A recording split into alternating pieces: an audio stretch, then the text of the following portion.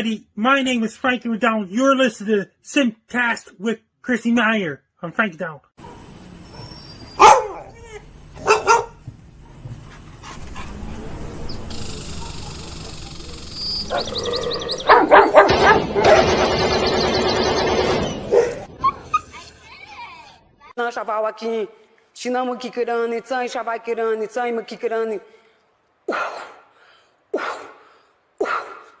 I want my baby back, Chili, baby back, red. Caller, this calls for Ayala. Hi. So. Hey, do you remember me? Who's this? Nick. No. Last name Gers. Nick Gers. I don't know names. I don't even remember my mom's name. Say it again. If you even tell me my mom, I wouldn't remember her name. Like, I'm really bad with names. How do you look? Will you say my name again? I don't even know if you heard me right. Nick Gers. Thank you.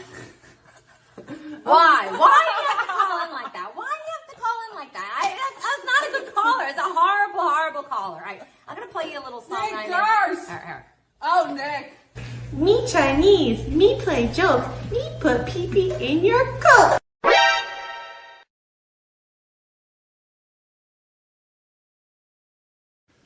What's up, Vivek? Hey. Whoa! Look at this. What's up, guys?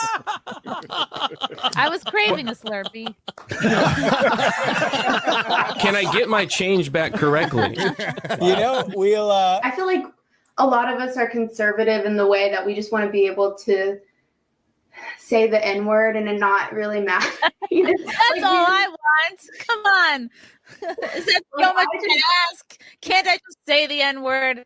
Does that make me a bad person? Come on, guys. Violet's a huge fan of yours. She loves censored TV. Oh, great. I do. I love your show. Big fan. All she wants is to be able to say the N-word, but that's the only thing that's holding her back in life. Yeah. Oh, it just, you go like this. How are you and your man?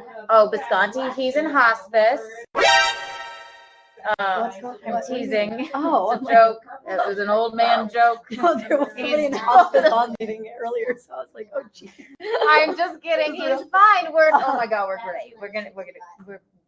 I'll marry that man. Oh, he's adorable. So. If my baby's fall out, this is your fault, John. I'm just saying. Jumping jack. Whoa! Yeah, don't. Whoa! Whoa.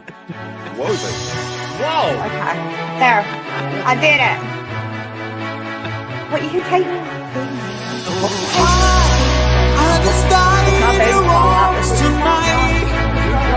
This must have been something to say. I just died in your arms tonight. There. I did it. Are you winning, son?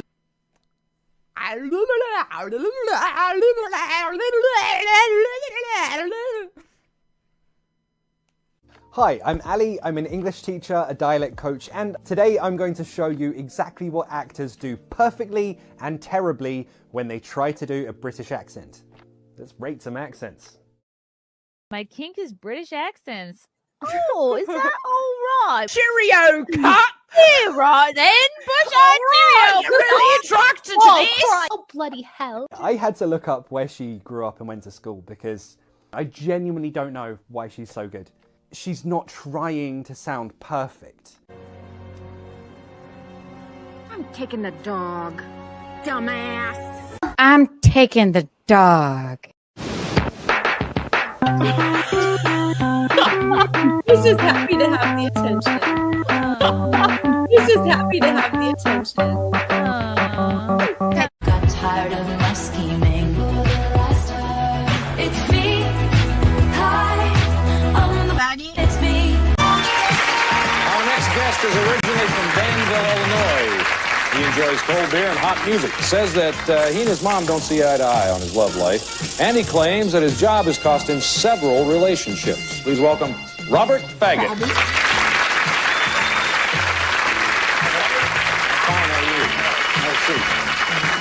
Faggot is rather an odd name. Yeah, you know, it is an odd name. Speak does not make you intelligent. Now get out of here. No, Mrs. Stay. Lisa Kochata.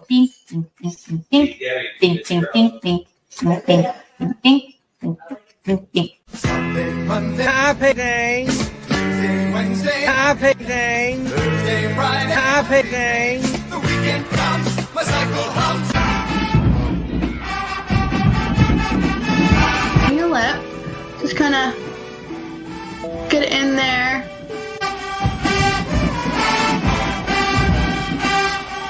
Fill it in a few different times just to kind of get a real deep color. And then kind of go in here at the bottom.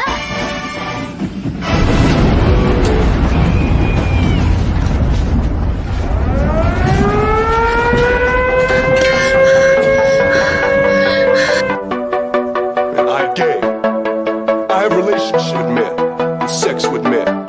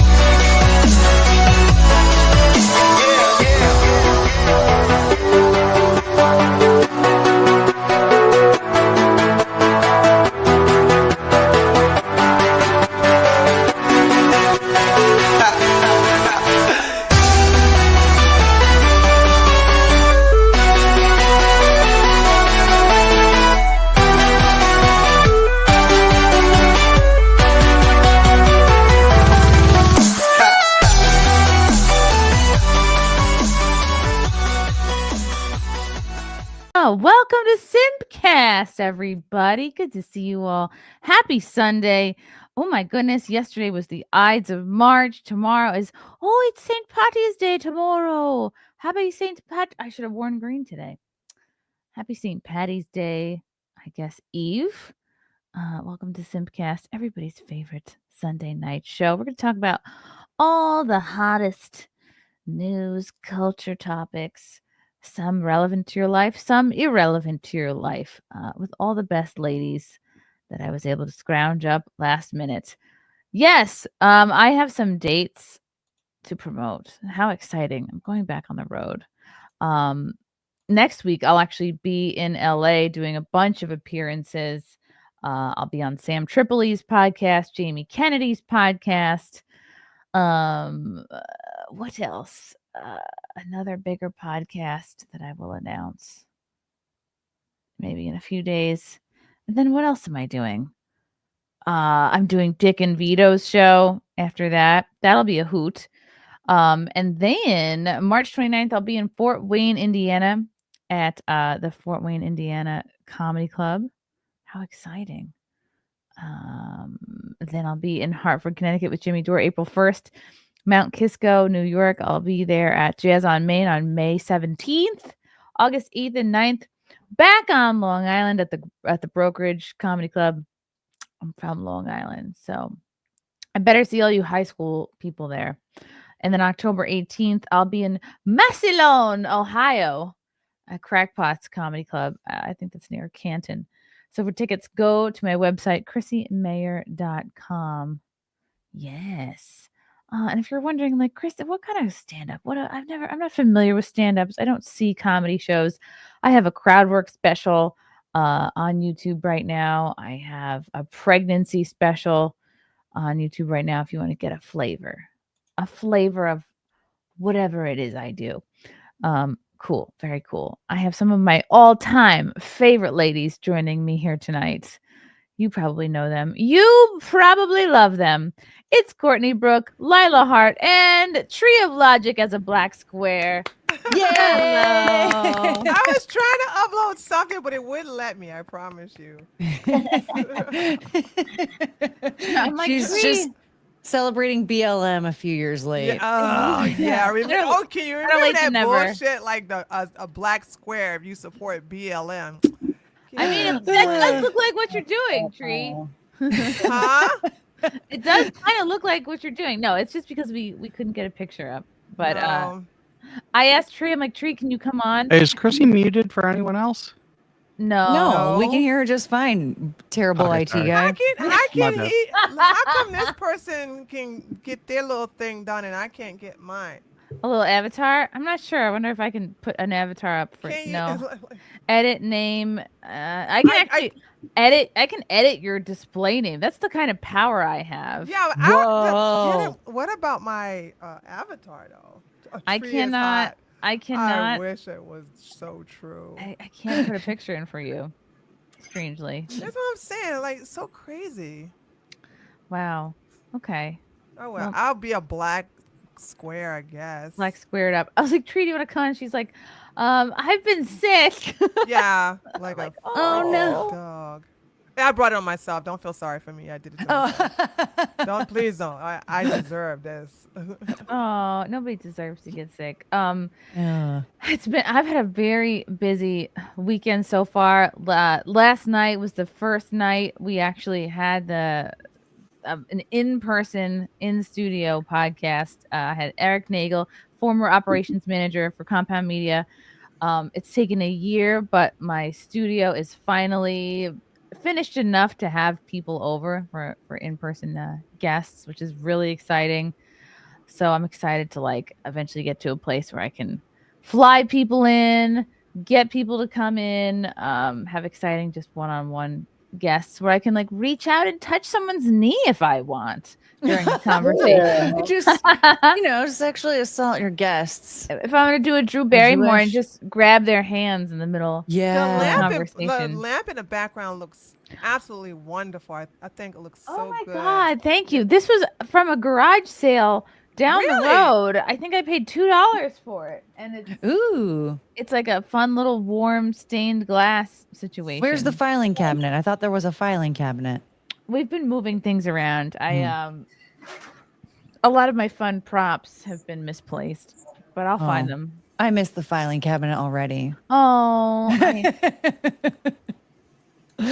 And I'm just now noticing it. It's probably been missing for a while, and I'm just now noticing that it's not there. So did everyone hear this? The announcement of the super chat? We're using Streamlabs now, but it said, thank you, push-ups, $10 for Lila. Oh my God. Hi, push-ups. Wait, hold on. I did not hear it. Is the TTS supposed to be working right now? I don't know. I heard it.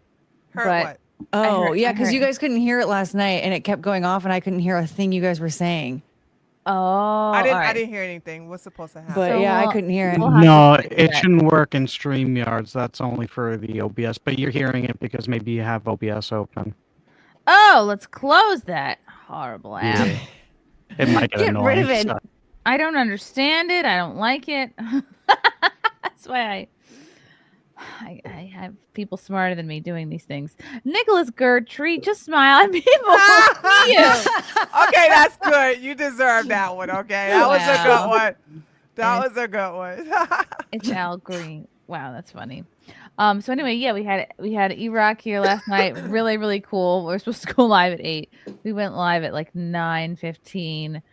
We went on for 2 hours. He left at midnight, so it was a long night for everybody. Long night for the tech folks as well. So thank you, Fealty. Fealty did an excellent job, and we're training a new person who might be coming in and helping to run things. So look at you expanding. I know. And my body's not the only thing expanding. How exciting! Well, yes, people are going to mistake that as a pregnancy announcement. Oh God! Oh right. No.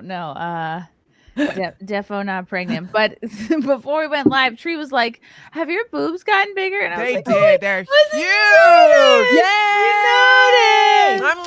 Look at those gazongas.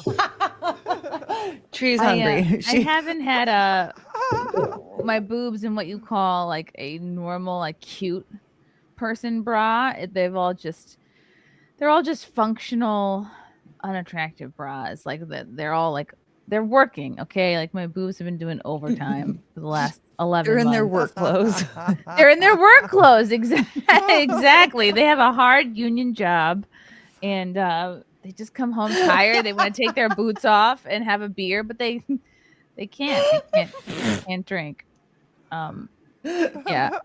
I'm not complaining because having a kid is like the best thing I'll probably ever do. But like, damn, the amount of sacrifice. Like, I haven't had a regular cup of coffee in You're not over a missing year. out on no coffee. I'm not drinking. I have no time to work out. I barely can wash my hair.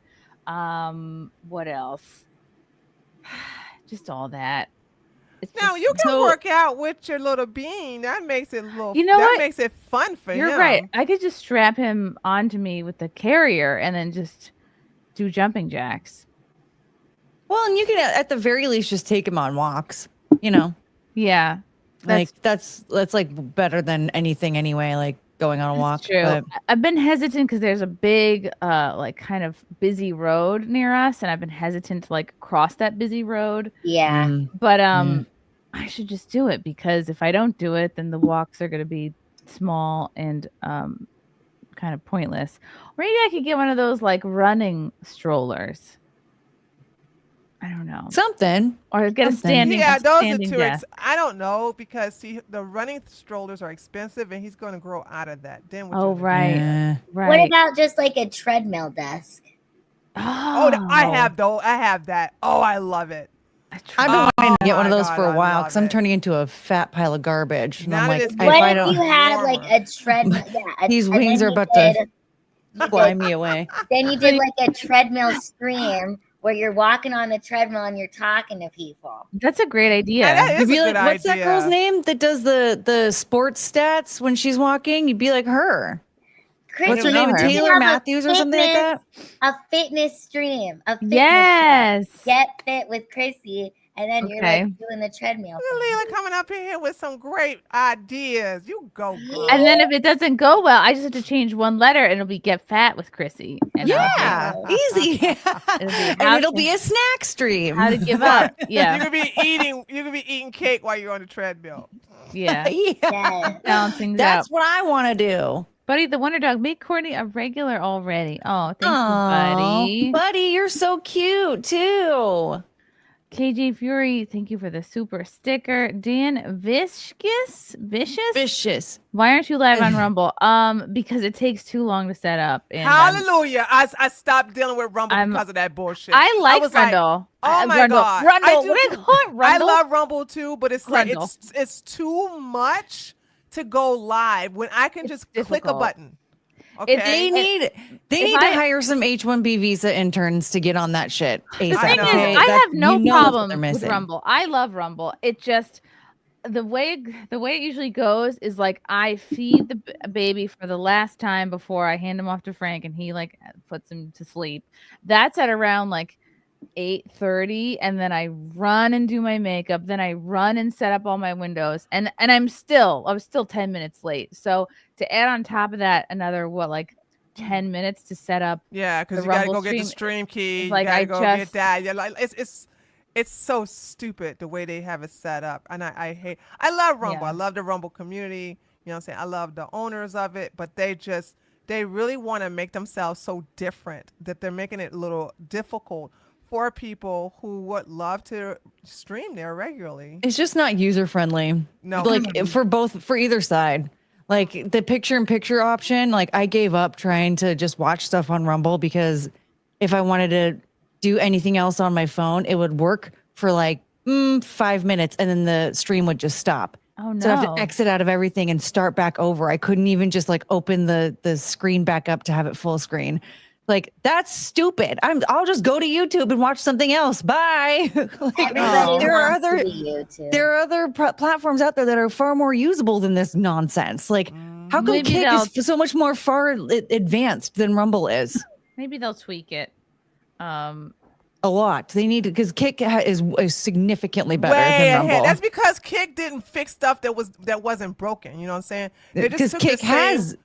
They have the H-1B visa interns working. They just took the layout that they saw on Twitch and just put it on their thing. That's all they did. That's all you need to do. You don't have to make things extra difficult. Oh, you know so what I'm saying? nice. Yeah, it's ridiculous. Like why is it so hard? Why? Jeremy Parker says, "Dear Courtney, please forgive me while my hungry eyes feast upon the banquet of your sumptuous décolletage." Thank you. I refuse. Somebody translate that. I'm like, what? I refuse to pronounce that word correctly. He basically said, "Please forgive me while I stare at your boobs." Okay. Yeah. I just realized Courtney Brooke you need to get up to 1,000 followers on Twitter. So everybody, stop what you're doing right at this moment. Follow Courtney on Twitter at @WasThatCourtney. Also subscribe to my YouTube channel because I need to get to 1,000 there too. And subscribe to YouTube. What are you guys waiting for? You've seen What her do you before. have? What is your YouTube content about? Nothing really. It's like very retarded, but tomorrow is episode 69. It's pretty much just, I know. So I think I have to do a celebration because, 69. What time are you But it's going like, live? Well, normally I go a little bit later on Mondays, but I might just do a marathon stream and start at like 3 p.m. Eastern and just go until the wheels fall off. Send me the link. I'm going to try to, I'm going to pop on. Send me the link. Guest number 1 will be Chrissie Mayr, everybody. Yeah, I'm going to throw out a Hail Mary and just send everyone the link because I think that'll be fun. Because it's episode 69. But yeah, it's just an ADHD variety show, basically. Like I'll have topics planned and then we like totally go off the rails. Yeah. I like this show. Yeah, kind of. Yeah. It's just I'm by myself and I'm interacting with a very autistic chat. Oh, good. I know how that is. I know how that is. I do plan on killing all of them sometimes. Dan Vicious, Frank, get Rumble going. Rather super chat there. Dan, send $20. Why? They take more out of it over there than they do on YouTube. They take more? Yeah. Oh wow. 35%. I don't know about that. That's crazy. Dan, Rumble is annoying. Chrissy is right. Yeah. Thank you. I thought I was the only one. I was like, am I that stupid that it's just like I don't know how to use this thing? But I'm glad that other people feel the way that I do.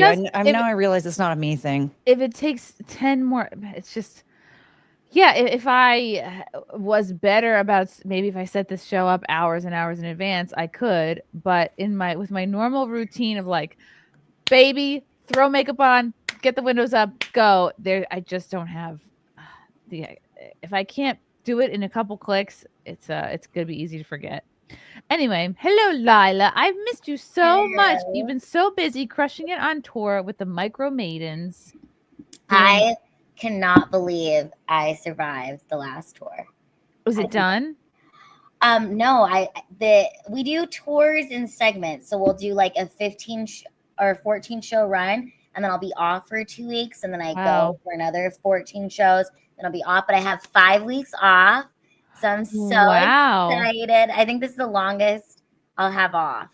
But I'm actually going to be, I think I'm going to be headlining my first show that's not with Micro Maidens. It's totally different at a comedy club in Coeur d'Alene, Idaho. Wow. I'm so excited. I was supposed to be the feature, but then the headliner can't make it anymore, and they called and asked if I could headline. So hell yes. I'm so excited. When is it? April 19th. Wow, that was the Beans due date. What a magical day. Yes, it is a magical day. But we had 14 shows. We did all of Louisiana, and then we did Florida. So I went to Mardi Gras for the first time, which was so much fun. I got so many.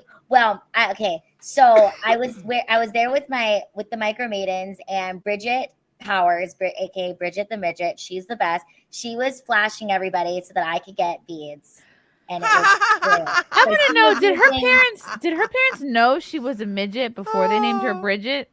No, that's her stage name. Okay. I was gonna be like, what an incredible coincidence. Or her parents have a great sense of humor. Yeah. But she, every time like there would be like different beads that I would like, she'd be like, do you want these ones? I'm like, yeah. And she'd go up to the guy and then flash them and then get me the beads. It was so awesome. So those guys feel like kings on Mardi Gras. Like, all they gotta do is have a bunch of nice beads. So you had never been to New Orleans before? No, and my dad is from Monroe, Louisiana, but I've only been to the top of Louisiana. But we actually went all over. I went to the southernmost part of Louisiana, and we performed like at an outdoor venue, like right at this like bayou place, and they had crawfish. Crawdads! Yes. And, oh my God. I got so Get sick. them crawdads. I love. Did you go on a swamp tour? Did you meet any like real crusty locals, like really like salt of the earth, like never, not even gone into the city, like those kind of locals? Like, I mean, we meet all sorts of people, but everybody that comes to our shows is just like so excited, and half the time they don't even know like stand up is going to happen, so they get really excited when they find out I'm going to be doing comedy to open the show. But I got so sick in the middle of tour. Like, was it them crawdads? No, I lost my voice, Chrissy. I couldn't speak, but I still had to perform. But like my voice was just, it's the worst thing that can happen to a comedian is to not be able to talk. Right. Do you then have to sign it out? What do you do? Oh my God. Yeah, I was just doing sign language comedy the whole time. You become, do you know some of those sign language people don't even know sign language? They're faking it.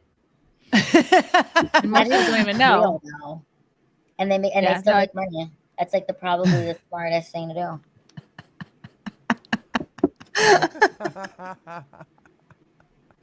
I can do it. I can do it. Just turns into shadow puppet theater. Was your sick? Was it like? Wait, did you say you threw up or you lost your voice? I don't know why. No, like I lost my voice and like I had like body aches and I just like I was just so, and it's just crazy to think that here I am on tour, and the whole time I was thinking 5 years ago during all that, the 2020 stuff, people were afraid to breathe the air, but here I am on tour, like so sick, and everybody's like, "You're a trooper, pushing through it," and no one was even like afraid of the fact that I was sick. They were just like, a couple of years ago, they'd be like, "You're killing grandma." No, I actually performed. I performed with COVID. I had no idea that I had. I truly just thought I had a cold because I was like, I wasn't drinking. I was just drinking a bunch of tea, and then I went home and I tested and I had it, and I was like, but I didn't. I wasn't glad handing or like smooching anybody, so I don't think I gave it to anybody out there in Texas.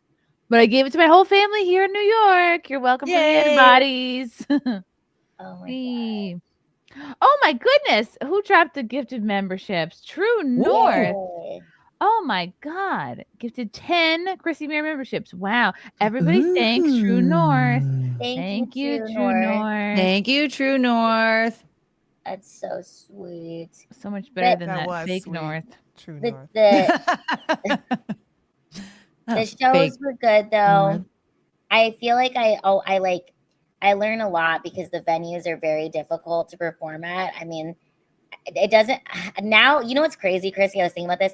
I have performed at comedy at more strip clubs than actual stand-up comedy clubs. Oh wow! Wow. Yes, like I can't even tell you how many strip clubs I've performed at now because it's every other show's at a strip club. But I got the first strip club that we did that was in Louisiana was probably the best strip club stand-up comedy show. Was there crawdads at them strip club? No, there wasn't, but there should have been. I would have.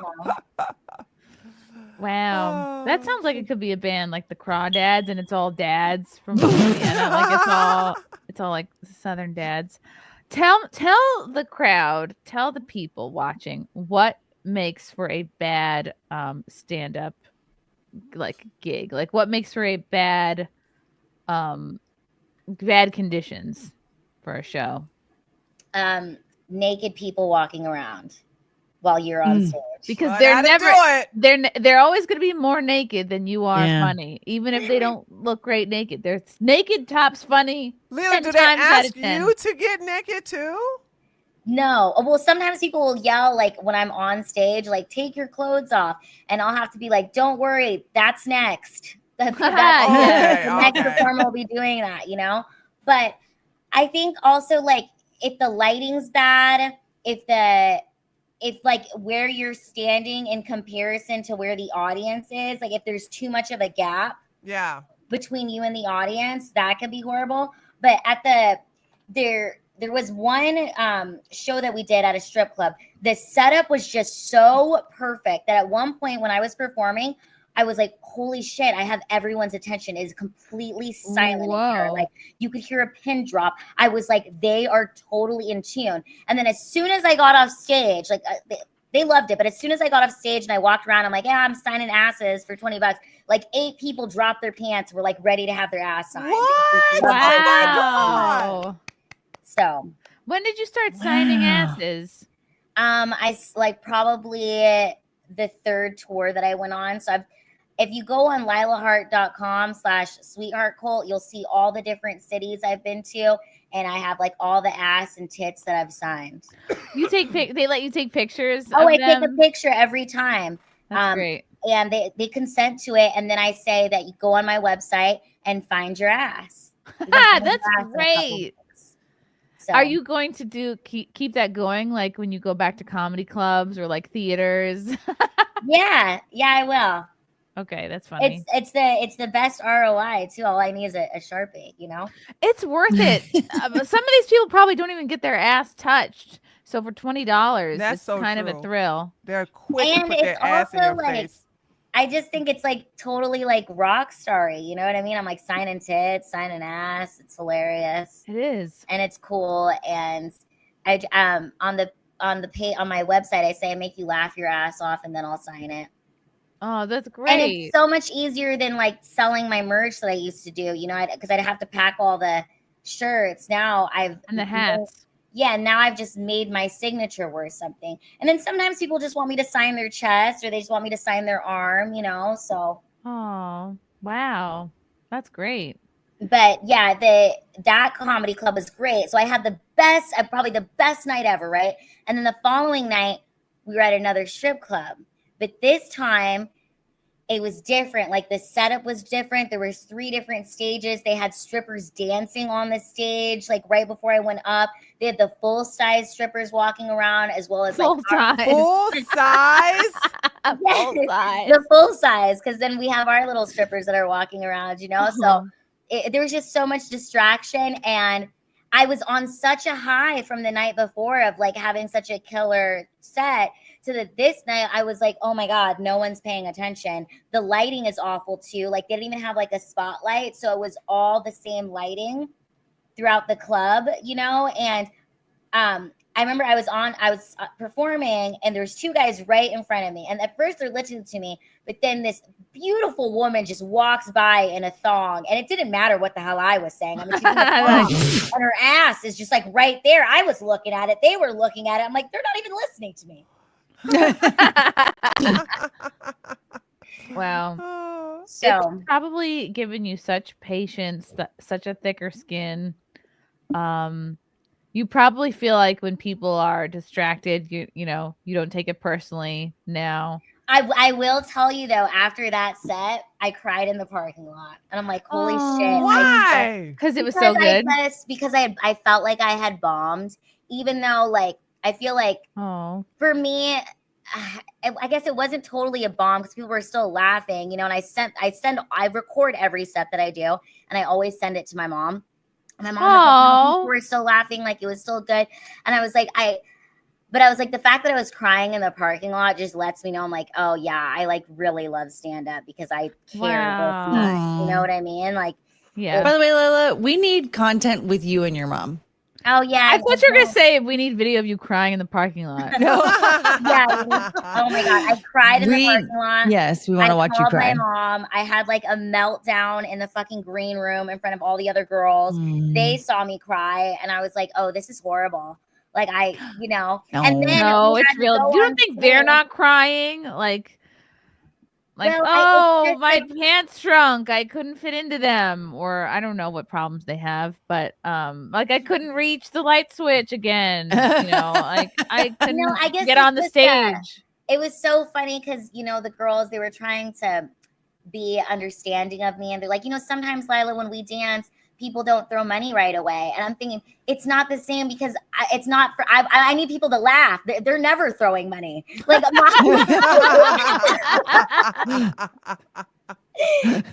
but I love working with them. They're so awesome. And I have learned so much, like just being a part of this team, and like, I guess being around other people who are the same size as me. It's like, I don't know how to explain it. It's very, it's like healing in a lot of ways too. Because you're one of the tall ones.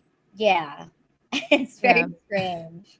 They ask you to get all the things from the top shelves and hard to reach, I guess. Even though, but okay, here's what's crazy though. Even though I'm like one of the taller ones, I'm still like the more disabled one because I can't lift certain things and I can't walk as long, you know? So some of the girls, like one of the girls, like she's the same size as me, but she is a beast. Like she is so strong. Like she can lift she can lift a full grown man. I've seen her do it on stage. Which one is that? Sadie, she's the same size as me and she lifts people up on stage and like carries them in the air. And I'm like, holy shit, she is strong. That's awesome. So yeah, and then Cassie, she climbs up the entire pole. I've tried climbing up it. It's very difficult. Wow. Does she like have sticky tack on her? Like what's the secret? I don't know. I just think that she is very athletic. I mean, she can do handstands. And she was in gymnastics growing up, but she's always just been super strong like that. And then plus, good for her. You know, she's continually doing it. But yeah, we're going to be touring Texas in April. We're going to Alaska in August. Wow. Yeah, by the end of 2025, I'll be able to say I've done stand up in all 50 states. Which wow. Yeah, I just changed my handle to nationally touring stand-up comedian because oh yeah, that's all of us. So which is the one that can lift a full-grown man? The one that's right next to me with the hair, the blue in her hair. Wow. She's very strong. Everyone is beautiful. She looks like everyone is gorgeous on this show. Yeah, they're all so awesome and they all have their different styles, you know, so I think it just makes the show so good. And we have a lot of group acts that we do together, so it's pretty comical as well. Yeah. Oh, that's cool. Do you guys do like a pyramid?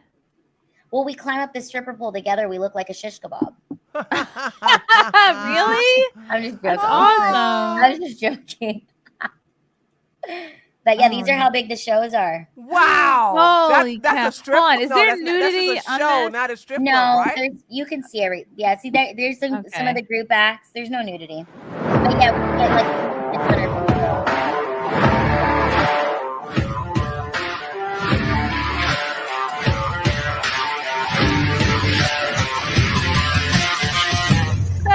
Yay! I imagine, is it a lot of like? Sorry, that looks so much fun. Really, It does. Yeah, it's so fun. I love the music. 210 to 46. Lila, is it a lot of like bachelor parties? Bachelor parties. We have bachelorette parties. We have a lot of couples that come to the show. I tease the couples and I say, "Oh, did you come here to try to get a 2.5 some?" They love it. There's a lot of people who come to the show who've never been to a strip club before, but they saw, you know, about what we're doing because it's never been done before. You know, this is a whole brand new thing. Yeah, that's true. Yeah. I've done a lot of bodyguard work for exotic dancers. I've never seen anything like that, but that looks more fun though. Oh, it's so much fun. And plus the group acts that we do together are just, we have a new construction routine. We have a cop routine, cowboy, police. So we, you know, plus the girls, you know, they do their own stage sets, but we do these group acts that just, it's so funny. And then I host a game show, the Micromatings dating game show, which is just so fucking hilarious. Do people come on stage and they? Oh yeah, we bring people on stage, and it's a lot of people coming on stage for different parts of the show. So it's very interactive. Plus the girls were walking around through the crowd. So it's 3 hours long, but it goes really quick.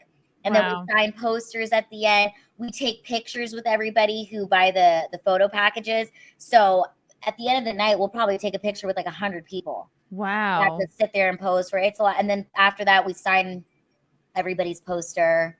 Wow. And it's like, yeah, it's a whole. How many shows now have you done with them? Probably 100.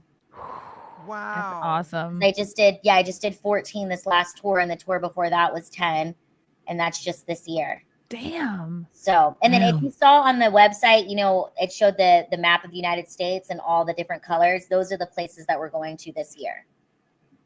Let's see if I can pull that up again. Yeah, just scroll down a little bit. And Is yeah, it this one? those are all the places we're going to this year. Wow. Dang. So you will not be in Oklahoma or Idaho, but that Idaho is where you'll be doing your Yeah. headlining set. So that's where I'll be for my own thing. Wow. Can't they go to Hawaii? Can you suggest that? We are going to we're in the talks of going to Hawaii. So that is something that we're gonna do. Ooh. And then in 2026, the plan is to take the show overseas. Wow. Whoa. Wait, when are you coming to New York? I will be coming there. I know we probably Okay, definitely come over and you can do a one-on-one. We can do a Yes, whole I thing. will. We can hang out with the baby. Yes, I need to. Oh, you have to meet the bean. Okay, it doesn't say New York on here yet, but maybe I just It will. Yeah, it will. It will. Cool.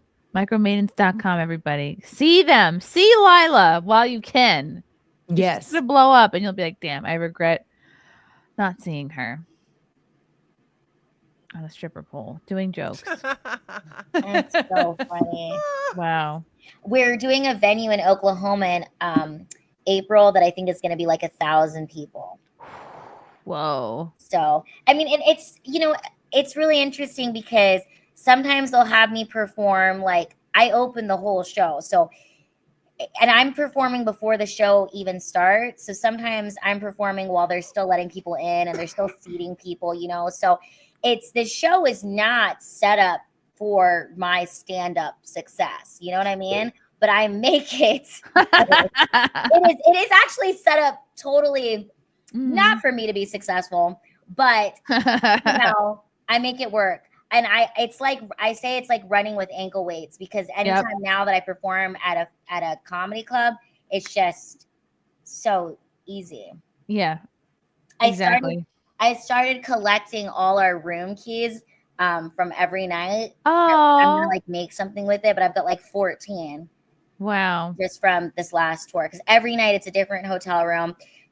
Every morning we'll have like a 6 a.m. to 11 a.m. bus call. Sometimes it's an 8-hour drive. We drive. Wow. Then we check into the hotel, get 2 hours to get ready, get to the venue, and I go on the show. And then Chrissy, I have 0 alone time. So no. Right. And you're always sharing a room. So you can't so there's you can't no, like- masturbate. You can't well you can't masturbate. That's the most important you know how, part. like, You know, right? I was built that into when I toured with Lila. I was like, we need to build in time to masturbate before the show. No, I'm kidding. But you know how like you want some alone time to like think about your set? I am kidding. Because we would share You rooms. So what am I gonna You be need like? to leave the room from 4:15 to 4:30. Yeah. Okay. And then I'll leave and come back. Are you kidding me? You're telling me you can get anything accomplished in 15 minutes? Less than that if you know what you're doing. What are you I talking about? I don't know what I'm doing. And if I knew, I forgot because it's been so long. Just leave for like 3.5 minutes. I'll be fine. Like go get some coffee, come back, I'll be done. There you go, Courtney. See, we pros, okay? I know what the hell I don't even Chrissy need to doing. watch It's on anything. Like 15 minutes. I got my thoughts ready and willing. I don't even need a toy. yes, My thoughts in my hand. Just go get some coffee and come back. I'm so asexual at this point. Like I can't even remember the last time I did that. It's just because what am I going to do it with the baby there? You know, I just don't anymore. I'm like a born again. Oh, that would creep me out. I'm very wholesome. Okay, sorry to interrupt. Okay, no alone time. Well, I just mean like no, you know, as a comedian, you want like that alone time with your thoughts, you know, to maybe think about your set. What happens is I'll be literally in the middle of a conversation and the mic gets handed to me and it's like, go. Oh, that's the worst because you need that like refueling time. You just need to like go somewhere quiet and like. And then sometimes they'll say, oh, could you like do 25 minutes? Right. We need you to do a longer set. And 25 minutes as an opening performer, that's a long time, Chrissy, to like open a show when people are, when it's not, I don't know. So it is because like a normal hosting, like that's more of like you're a host and a feature. Like that's a kind of a set you would do if you were maybe touring with one other person. It's tricky. I don't know. But you know what? You go with the flow.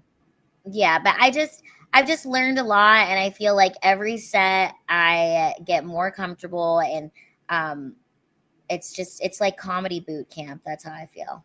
Yeah. So that's so cool.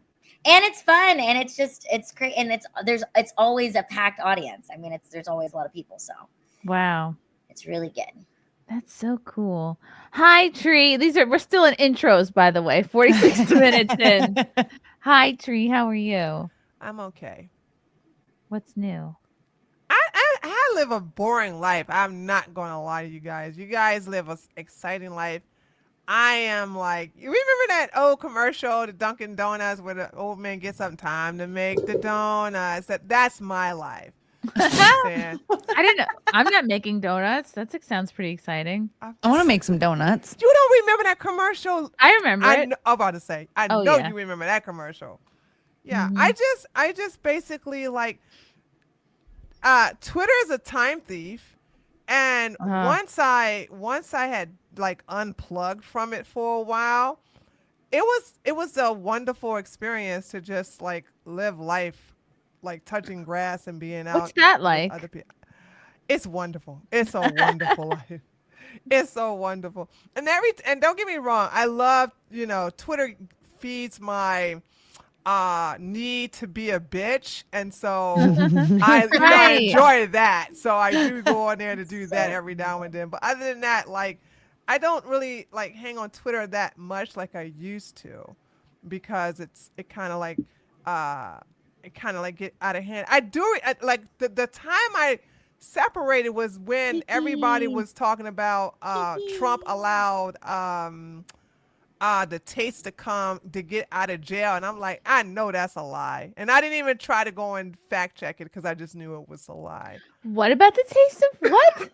The Tkts. The Tkts had was allowed to travel before their court date on the 25th, and so they lied and said that Trump hooked that up, and the internet was going crazy about it because they was like, what the fuck's going on with Trump and this and Trump was like, I don't know who these guys are. I never authorized anything like that. Anything. Ron DeSantis was like, don't come anywhere near here. Yeah, thank you. My boy DeSantis was like, oh, y'all think y'all welcome over here? And then here's what they did. They decided because Bryson it's going. There's the Black Republican. Bryce is going to be running. Oh, Bryson Gray. Yeah, Bryson Gay. No. Sorry. Not the homosexual. The other. This is an actual politician. Okay. Byron. It's either Byron or. How shameful am I not remembering a black man's first name? I want to say it's either Bison or Brian, or somebody in your chat probably would say the name. Byron. Byron, maybe. But and you're not talking about Bryson Gray, the rapper? not the gay one with the not him. Okay. Yeah, he's a Byron homosexual. Donalds. I'm not gonna play this game with y'all. He's gay. Okay. Byron Donalds. Anybody who's Byron Donalds? There you go. Byron Donald. Okay. Byron Donald is sounds like running, a black McDonald's. Like he's running for mayor. No, the governor for Florida. He kind of looks like Walter Weeks. He thought little bit, like not a lot, but a little bit. For real? Oh my God! I would never talk like that about it. He does not look like Walter Weeks, but that is kind of like comical. There's like an aesthetic situation there, like they don't look alike, but like aesthetically, it's kind of like, there's like a vibe. One has money and a wife, and the other one is impregnating a whole bunch of women without using condoms, making them get abortions and buying them a McGriddle and an orange. Get an abortion, I'll buy you a McGriddle. Yeah, I'm gonna buy you. Look. Like, as soon as they get an abortion, you take them to McDonald's, buy them a McGriddle and an orange juice, and you tell them, you know what, this isn't working out. You know what I'm saying? I was like, dude, if these women are dumb enough to let your ugly ass in between their legs, I don't feel sorry for them for real. Yeah, that's true. Very true. Wow. Ugh. Gross. Yeah, no, he's too crusty. Like there's a big difference between him and that Byron guy. Very crusty. Like, and he doesn't like using condoms. I love all your tweets, and when you go after people, and you I tell them do. how it is. I enjoy her on I Twitter, live too. for your tweets, girl. Thank It you. really Thank makes you. me happy. I like going after bad people. God, what did you wrote something the other day, and I read it in your voice, and I literally laughed out loud. Oh, you even said so. You're like, I read this in your voice. I actually typed the way I talk too. You know, what I'm saying? The last sentence of what you said in that one, that was so freaking funny. I have to find it. But yeah, so that's what I do on Twitter. It's like it's there for when I want to release some pressure or whatever. Yeah. Today I wasn't that bad. All I did was post a quote tweet from Nancy saying like she very crazy picture she took and saying real men protect women. I'm like, no, real women protect themselves, you know what I'm saying? But she's holding handcuffs, right? And I'm saying like, how does this go into the message of women need men to protect you? Because it screams kink to me, you know? So I don't understand the purpose of sitting there with these are not just regular handcuffs, these are hinged handcuffs, you know what I'm saying?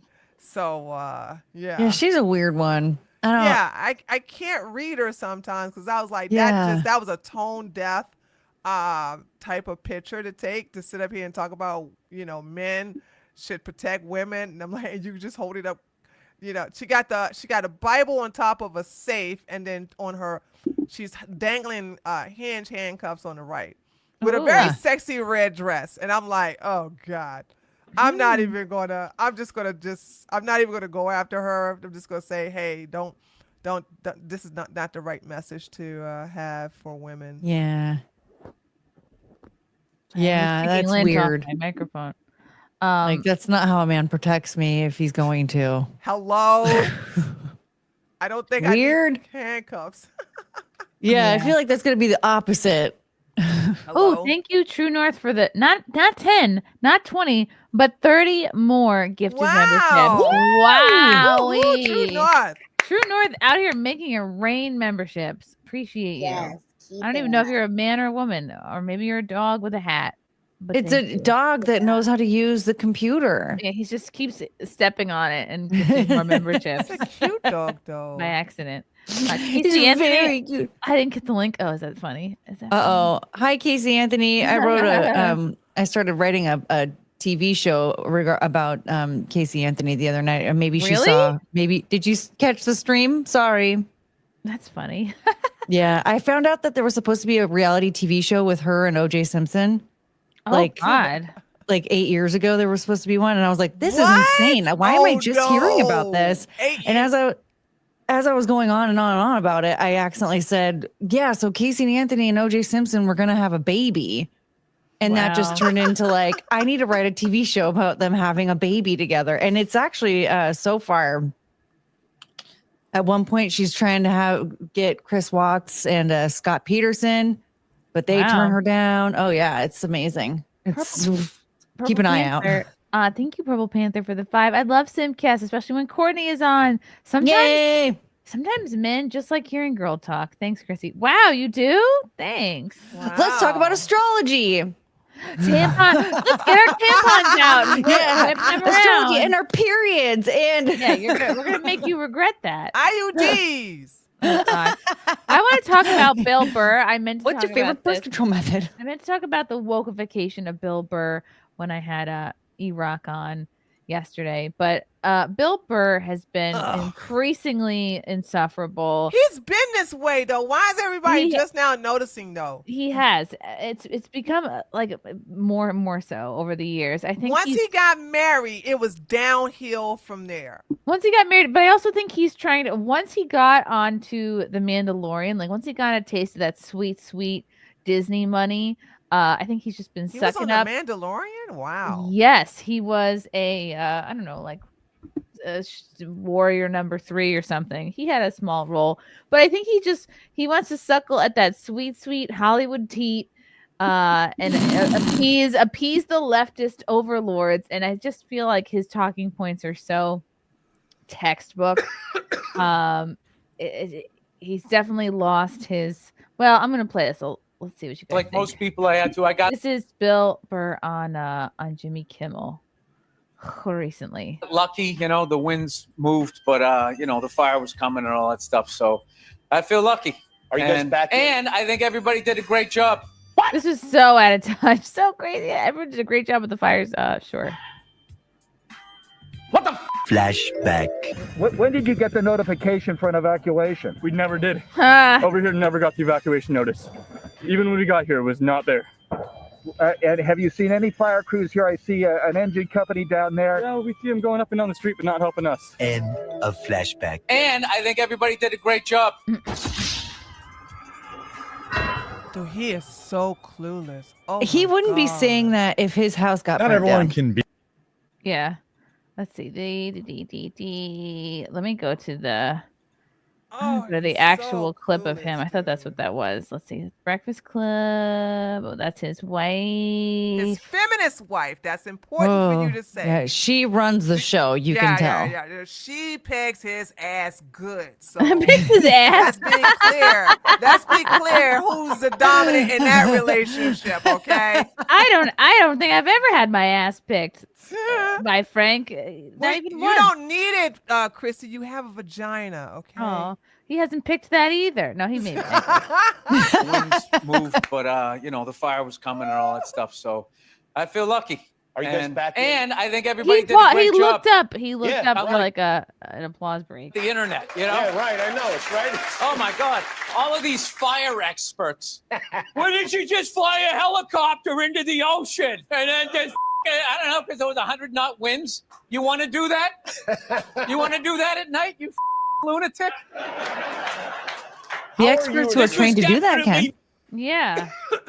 Like, Get you some- want to do that? I don't. That's not my job. Like, but if it was my job, I would do it. Get water from the ocean. That's not a bad idea. Mismanaged. Since they're not in a hydrant. That's a big word we're hearing now. Mismanaged. Like some idiot on the internet knows how to manage the worst fire in LA, sitting there in his underwear. You know what? Looking at the footage on the internet, I have determined that this here was mismanaged.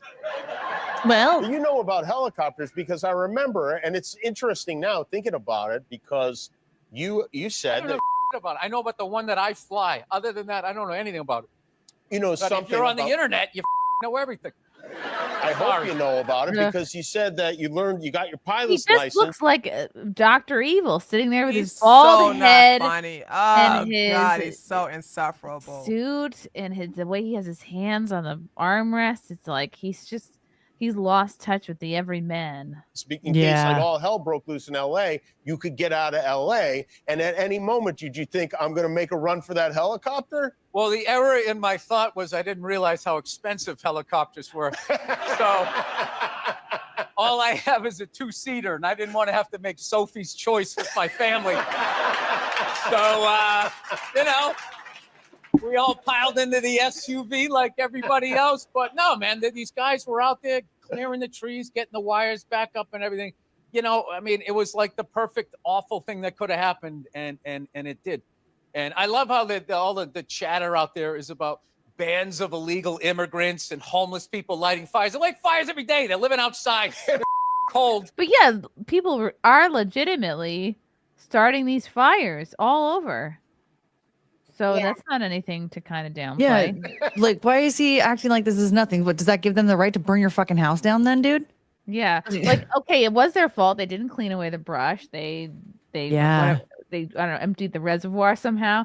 But that doesn't mean like you're literally setting the perfect place for someone to start those fires and all hell to break loose. And this theory that some homeless guy without a car went from Altadena all the way to the Pacific Palisades, and then we have a hang glider. And they're talking about looting, but CNN and Fox News are not going to bring up the insurance companies that are just going to keep everybody's premiums and still give themselves a bonus. Well, no. They and I'm not defending the insurance companies, but they pulled out 6 months prior. Yep. To the fire. So what the fuck you talking about? Okay. Mm-hmm. He's so out of touch. Oh my God. Free Luigi. Free Luigi. Oh, that's such a like.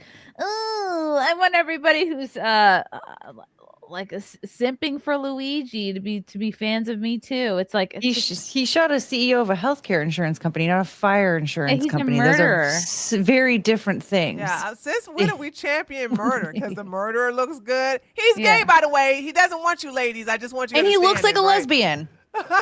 Like, oh, I don't like insurance. I He don't like likes peen. He doesn't like vagina. It's just so he doesn't want you. So I don't know what you guys are going crazy over Bill, here. you're Dahmer is also dead. Okay, they need a different gay murderer to simp this for. doesn't come off well when you two are also a millionaire, Bill. So you're not championing the little guy anymore. I love how they acted surprised. Why did that happen? I have no idea. He wrote on the bullets why it happened. Oh, we're back to Luigi. Okay, yeah. I never left Luigi. Ugh. What an idiot. All right, now I want to play the clip of him on the Breakfast Club recently. Imagine if I was on a talk show, free Ted Kaczynski back before he died. Like, I get it. Like, I agree with his points, but I don't think that what he did was right. His solution was not the right thing. Like, It's become cool. It's become like cool to simp for Luigi. Well, then Hitler did nothing wrong. Hollywood There elite. you go. If you're gonna do that, you might as well just say the meme. Hey, he wasn't. Yeah, he had some good points. Exactly. And then like a few years later, this guy sieg-heiled twice. Two of them. Once in the front, if you missed it in the back. And it's just like, he still has a job. That guy still has a job. I don't He's a I fucking don't billionaire. understand What you gonna do? Fire him? Yeah. And it wasn't a sieg heil, it was a Roman salute, Bill. those guys, and this isn't politically, it's just like, I don't understand why they're so upset with this country. It's like, you're billionaires. I think it's working for you. Like, you know, why are you going and telling everybody, you know, justify what you do? It's like, fucking justify what you do. That piece of shit car that you're making that the government finance. What? Everyone loves a millionaire talking shit about billionaires. Right. Well, yeah, Shut he's the just fuck up, jealous. you know what I'm saying? Wow. He's mad he's not a billionaire. But you know what you just said? You said that Elon still has a job. He's the richest man in the world. There's nothing they can do to him. And that's all he proved. There's nothing anybody can do He to doesn't him need by anybody's throwing up money. when He doesn't even need the position he has with Trump. He does it because he's a patriot. did that. What do you take from him? He's not Kyrie Irving. He's not Kanye. Like, what do you do? Yeah, but you keep. I don't know. I listen. I don't He know how hasn't this thought shit this works. I'm just through. saying that, you know, if you said He's the like, wrong- what? I wasn't expecting pushback. You're black. We're I'm supposed to agree. I have a black surprised wife. Charlemagne is giving him pushback. I'm really shocked at this. Yeah, he was. Because normally you just sit there and let him just go rip it off and just don't say nothing. Yep. What were you gonna say, Lila? I was gonna say, you know, Elon Musk is worth 300. I just looked it up. It's 335.2 billion. You know, the 0.2 sounds insignificant, but that 0.2 is 200 million. Yeah. 200. The 0.2 is 200 million. That's the He biggest has- 0.2 possible.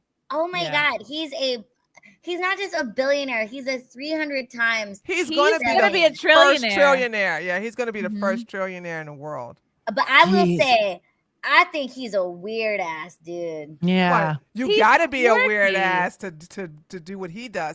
does Also, I have to give credit to his mom because, you know, saying she knew what the fuck she was doing because Yeah. he didn't have Yeah. a daddy in his life. Wow. I think Elon. Yeah. Okay, I think Elon's an alien, and that's why he's Yes. so obsessed with going to space because he's trying to get back to his home planet, which is called Earth.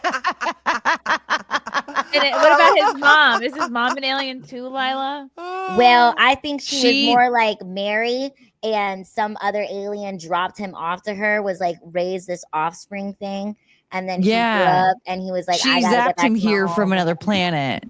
She accepted him. she contacted the planet somehow, and they were like, "Oh, okay," and they dropped him off. Yeah, she zapped him here from another planet. She I didn't don't give know. birth to him. I don't know how I feel about Elon. I think when you have that much money at that point, when people are like, well, it's like at that point when you have that much money, you just want more influence. So it makes sense why he's hanging out with Trump, because it's like, what else are you gonna do? Right. Yeah. You want, could buy an after you island. have money, you want power, and after you have power, you want, influence. You I want to change can't the wait for world. him to get into all of my personal information and take on my debt. I'm really looking forward to Or that. Courtney, you could convince him to have you be one of his baby moms. No. and then you're set. No. I don't want to be a mom anyway, let alone a single mom to There you go, Elon girl. Like, Musk. this man, to have Elon have your baby over your head. Woo, child. I'm not trying to be That's Ashley a St. hell I Clair. wish on no woman. I'm gonna say right now, Ashley St. Clair. No baby. Ashley St. Clair is in my least desired position in life right now. Screw Aw. that. No, thank you. Can do to him, and that's all he proved. There's nothing anybody can do to him by throwing up when he did that. What do you take from him? He's not Kyrie Irving. He's not Kanye. Like, what do you do? Yeah, but you keep. I don't know. Listen. I don't know how this shit works. I'm just saying that if you said the wrong thing as a comedian, Yeah, all I of a didn't think sudden this you through. lost the I didn't TV think show. this The richest through. man in the world. If he was the richest comedian in the world ever. What Imagine I that. don't get, Imagine Bill Burr what with I Elon don't Musk get money. is the amount of veterans that people in the armed services that died trying to stop Hitler, and then this guy comes in, What?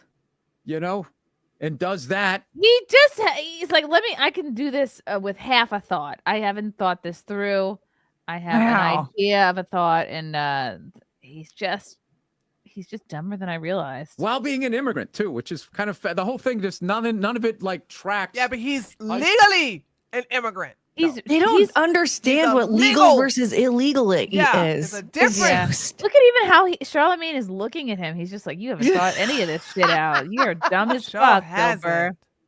He's like, I'm saying all these buzzwords and talking points, and I thought that would be enough here. Sorry. Charlemagne is all of us right now. The troops. Support America, the love it or troops. leave it. And then this guy comes in and gives a shout out to Hitler. But he didn't do that. He did stupid not give a shit. shout out Yeah, to it does. Hitler. Dude, I'm not a fan of Elon Musk, and you're literally making me defend him.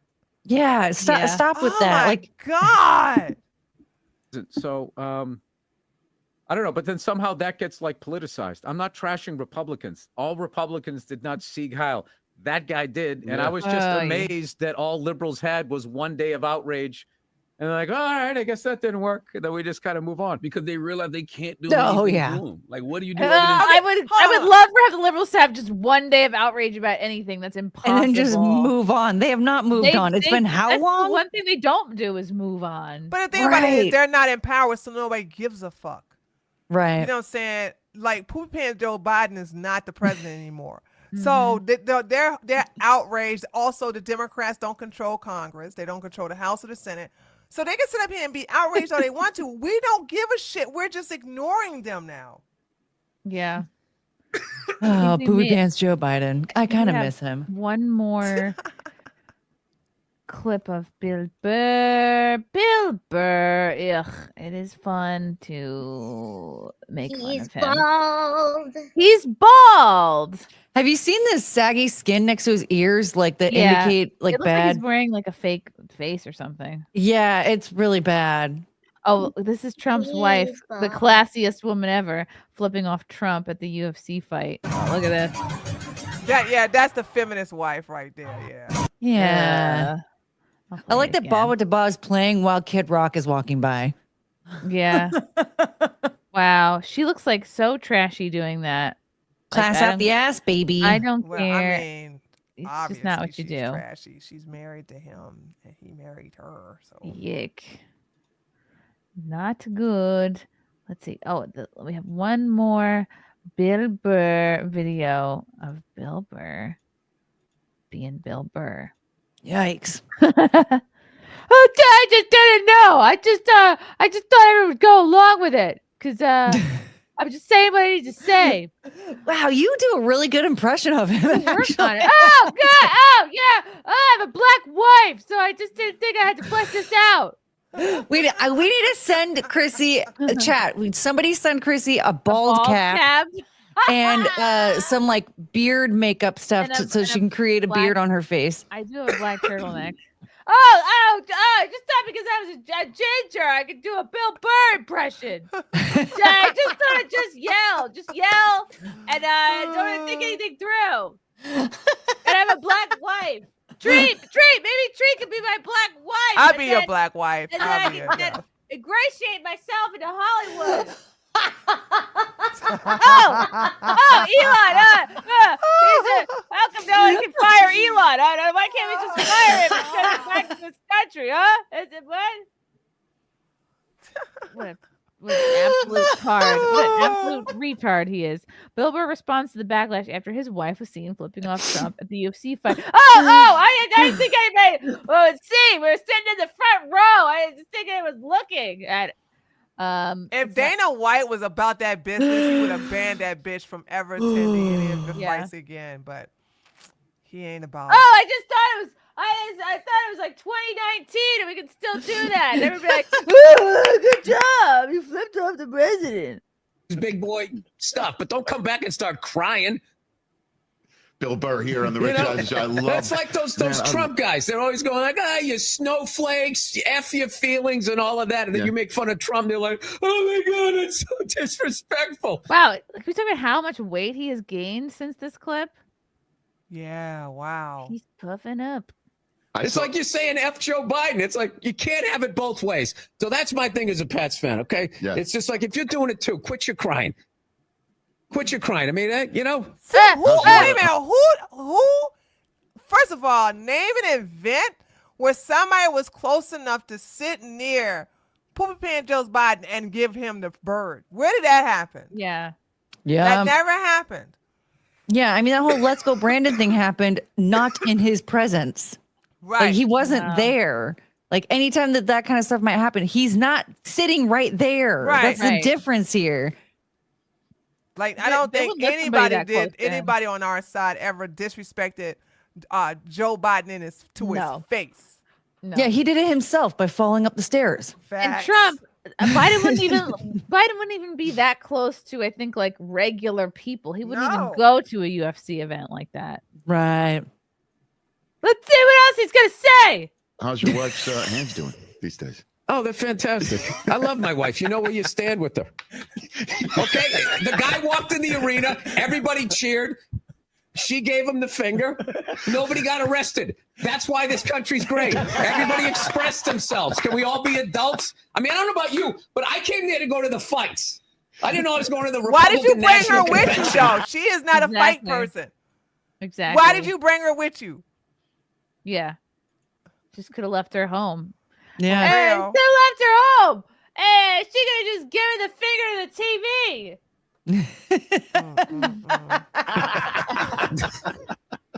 My favorite thing was when Trump was going, thank you. Thank you. You know what it reminded me of? When OJ got acquitted. Remember that? When he's going, thank you. Like, I can't believe I'm getting off of this. Thank you. Thank you. He's another guy. Donald Trump. He's getting the Michigan treatment. Do you know how many people you could accuse of that, falsifying your assets for what they're really worth? Right. Like, how come they're not going after the banks? I can just walk into a bank How and come be the like, my banks house are not is going worth after him, dumbass? The banks were like, "Yo, we don't have no problem with this. He paid it all back, right?" So it's like they're just trying to find some nothing. fucking way to. And you guys made Trump a martyr. I want you fucking idiots to know this, right? You made him a martyr, and you thought like to put an asterisk by his name in Wikipedia to show that he's the president who has been indicted. Who gives a fuck? No, not the American people. They don't care about all that. They don't care No, about they what goddamn took his taxes. mugshots and they're making T-shirts out of it. Like, y'all didn't think that through. Yeah. Yep. Shane thinks he brought her to protect him. Yeah, maybe. Oh, yeah, that's possible. That's Street highly cred. possible. Okay, let's see what else. Let's see what else he's gonna say. $5 trillion. Can I have a $30 million loan? Okay. My only pushback on that story is you said your wife gave him the finger. It was more than one. I think I saw that. It was dual. It was. It was. We'll have to go to New York for the tape and take 10 minutes. Yeah. After further review. No, she's hilarious. I admit. Is she? Is she though? Hilarious. Is she? I've heard her on your podcast. I did not laugh not once. Oh God! And here's She doesn't strike me as a funny person. I've never heard her speak before. She's not funny. But she's giving very him condescending to him when they used to do the podcast together. They don't even do it anymore. So I don't know. Yeah, This might just be sagging skin. I don't know that this is proof of a facelift or getting work done. It might What do you be. think? It's just not consistent with the rest of his Yeah, skin. it might be. I mean, if he did get a facelift, he got a bad one because I can still see wrinkles. So where would they put it? If you're lifting the face, then where does the face go? Like they pull it back, but to where? If he's all bald. No, yeah, usually you that's do a a good- facelift and you pull it back to the That's a good hairline. question. But where did they Right. put it? Where did it But go? he doesn't have a hairline for it to go to. That's true, because supposed to pin it in his hairline and Yeah, his we would see the ear. scar. Yeah. War Hell Ride in Burr's new stand-up special on Hulu. He does a bit about how his wife made him stop using the word faggot. Wow. Oh yeah, she like when I my tell you she God. runs him, she Yeah. runs his ass. She's in charge. If I'm with somebody who's like using a bunch of words that I don't want them to use, I'm just gonna not be with them because that's just too controlling. Right. It is. Like I'm either Yeah. going to like deal with my triggers or like this isn't gonna work. Like, but you shouldn't have to change the words that you say. Yeah. So you in know order what? to be in a relationship with me. Bill Burr, it started with his wife, but I think it's unfortunately been made worse the more successful he's become, the more mainstream success he's gotten, the more shows, more gigs, more these Breakfast Club, all these appearances. He's just like a clapping Is he liberal still feel. selling out comedy shows? Is he still I doing think comedy so. show I tours? think so. Yeah, I think he's doing pretty well. But I think it's his Hollywood side that's because he's not okay. Now he's in Is that he echelon. still funny though? Like I think he, in my opinion, like I saw when it was safe for him to like he did a special right after Dave Chappelle did one bucking against the trans community, and this was on Netflix, and it wasn't good. When I say this, I'm talking about Bill Burr's special wasn't good. Yeah. I haven't seen it. Chappelle's was good, but it's should like watch Oh, it. Chappelle's was so good. yeah. Yeah. And it was like, okay, you Johnny come lately, and it's like now you're just doing it because Chappelle made it safe to just speak out against this, the whole thing with the T community. Oh my God! Yes. Holy cow! It's a red boy. Nvidia. Is this the Nvidia? Yeah, it's probably. I don't know how many Nvidias. Well, she has a wrench, so I think it is. Thank you. Oh yeah.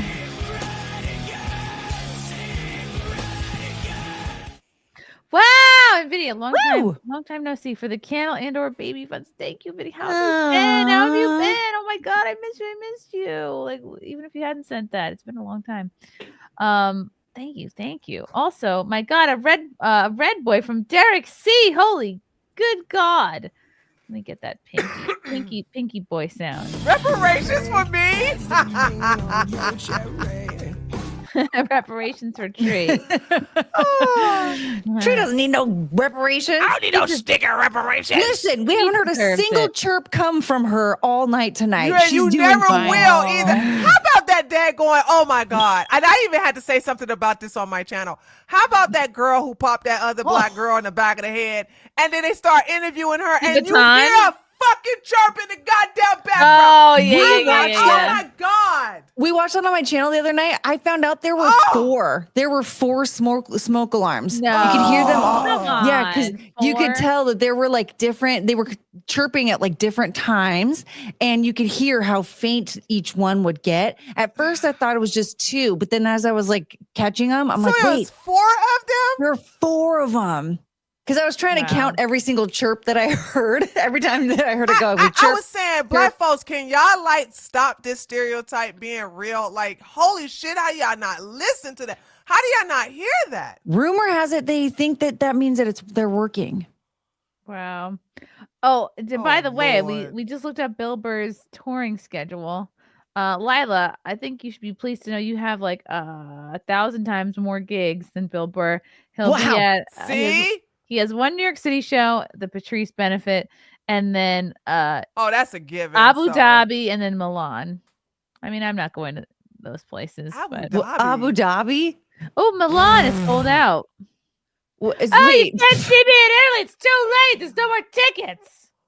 So he can't even get a gig. See, I on told his you own guys in something. America? I said that man. When I saw him several years ago, like I said that Netflix special was bad. Huh? Do you think that girl actually hit her in the head? Oh yeah, have you seen the her video? hit her in the head. This What is you not mean? I stumbling. see- I'm about to Listen, flash as at a him. representative of black on black violence, I understand black on black violence. A black girl popped another black girl in the back of her goddamn head and then cried about it, saying that she lifted up the damn baton up her back, and that's what happened. Like, bitch, you lying.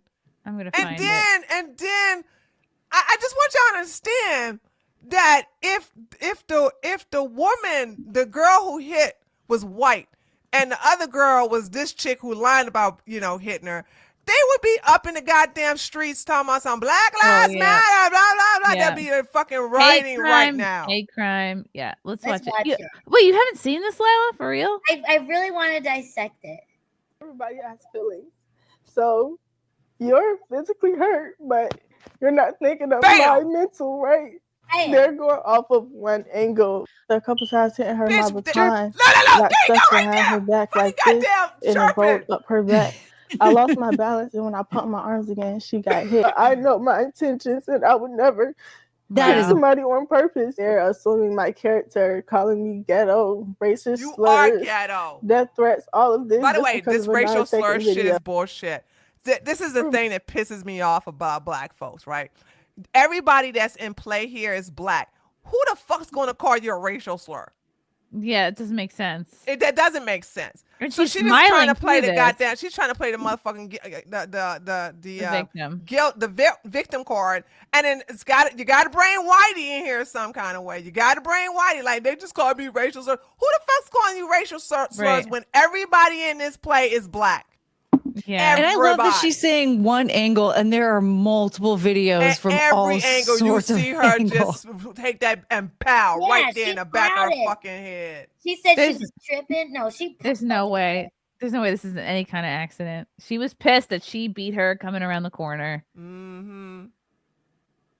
And And then why her didn't stupid ass parents like, y'all just don't understand. We believe, like, you're now showing your daughter not how not to take accountability. You know It what I'm looked saying? like she was trying to go in for a second swing. She was until She was. something happened. She looked like she was about to hit her a second time. But yeah, she fell down too quickly. Yes, Yeah. she did look like. Oh my god, she just was probably just full of rage and didn't think anybody would be That watching. she needs to not be on a sports team. Yeah, You that's very got to have un- sportsmanship. You got to learn how to take a loss versus a win. And then of course they're gonna have a bunch of the goddamn Ingrats coming up. We stand with you, girl. We stand with you. She was You ain't doing nothing wrong. charged man. with You ain't assault. doing nothing wrong. You know what I'm saying? Notice This in will be this the one- white man's fault sometimes. It will be the Notice in white this man's one- fault somewhere. She laughs before she cries every time. Thank y'all for supporting me. The thing about this is to hear my story except for people that know me and people that know I would never do anything like that. I would never harm anybody. I'm Yeah, not a you would. fighter. You did. I'm not even confrontational. Laughing again. He's laughing.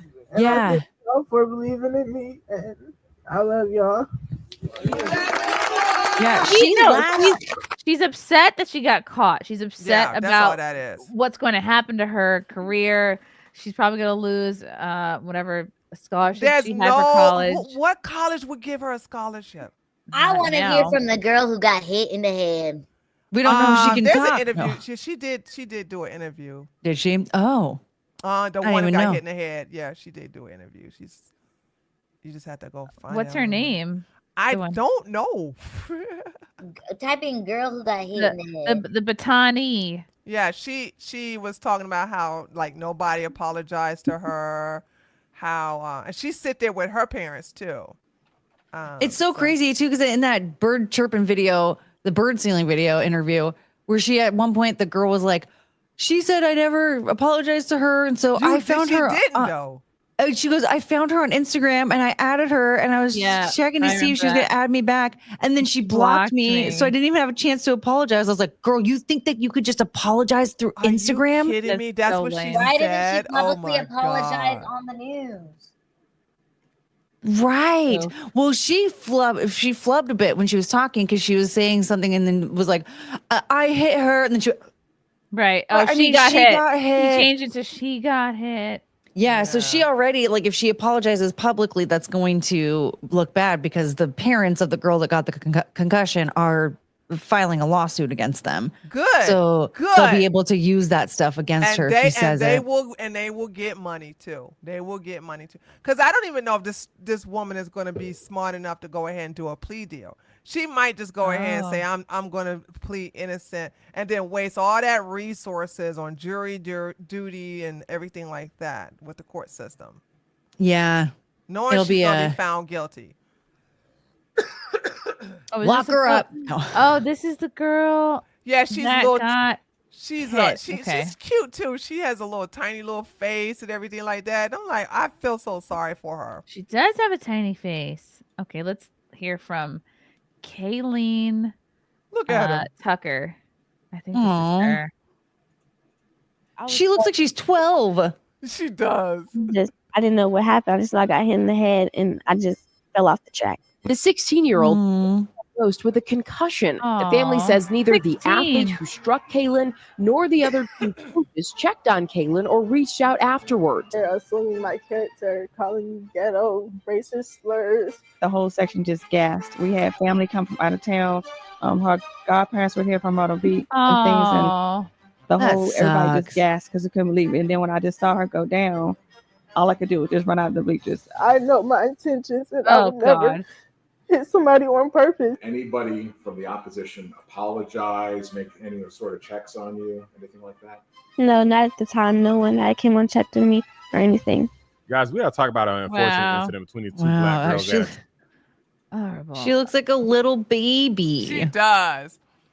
And when you compare the two, you like, girl, your big ass hit that little girl in the back of her head because she was beating you in the Here's her race. again. Let's see if she's gonna say more. For her head. The whole Coliseum pretty much gasped. I just jumped up out of the bleachers immediately and ran to her on the main floor. Dad looks The pissed. 16-year-old was later diagnosed Hey, look, with that one has a concussion. dad. The family says neither the athlete who struck Kaylin nor the other team's coaches checked on Kaylin or reached out afterwards. Terrible. To see that they kept running and she not stop and check on my daughter. That was the part where I was like, it couldn't have been an accident. The other Couldn't have been an runner accident, who attends IC Exactly. Norcom High School has not been named. Kaylin's parents say Norcom's athletic director and the girl's father apologized in a phone call, but they're still waiting for the opposing athlete and her coaches to reach out. Wow. want the coaches. You know what? And a That's personal so apology. true. If she would have, if they should have, if it was truly an accident, She would and have stopped saw in her the girl, tracks. she should have stopped and been like, "Oh my god, Exactly. I'm so sorry." But the I fact get that it, she no kept fall. fucking running, that was not an accident. Exactly. That just shows that she was doing that on If purpose. she would have stopped, I would be more believing that it was an accident. Right. Yeah. Oh, and totally. being like, oh shit, or at least looking behind you or slow down something. From the actual athlete as well, because it's only right. I think the big crux of this matter is this. Layla got mad at Kayleen because they was too close to the lines together. It may have been some elbow bumping or something.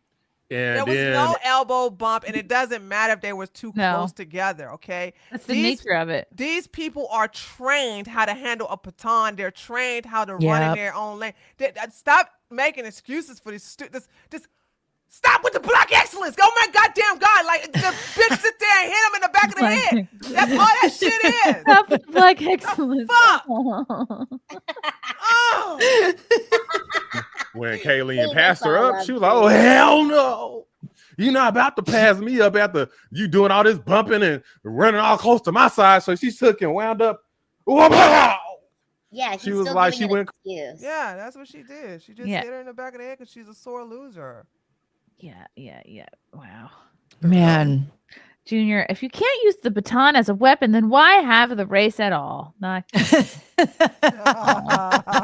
sibling revelry showed up late and caught up on 2 times speed.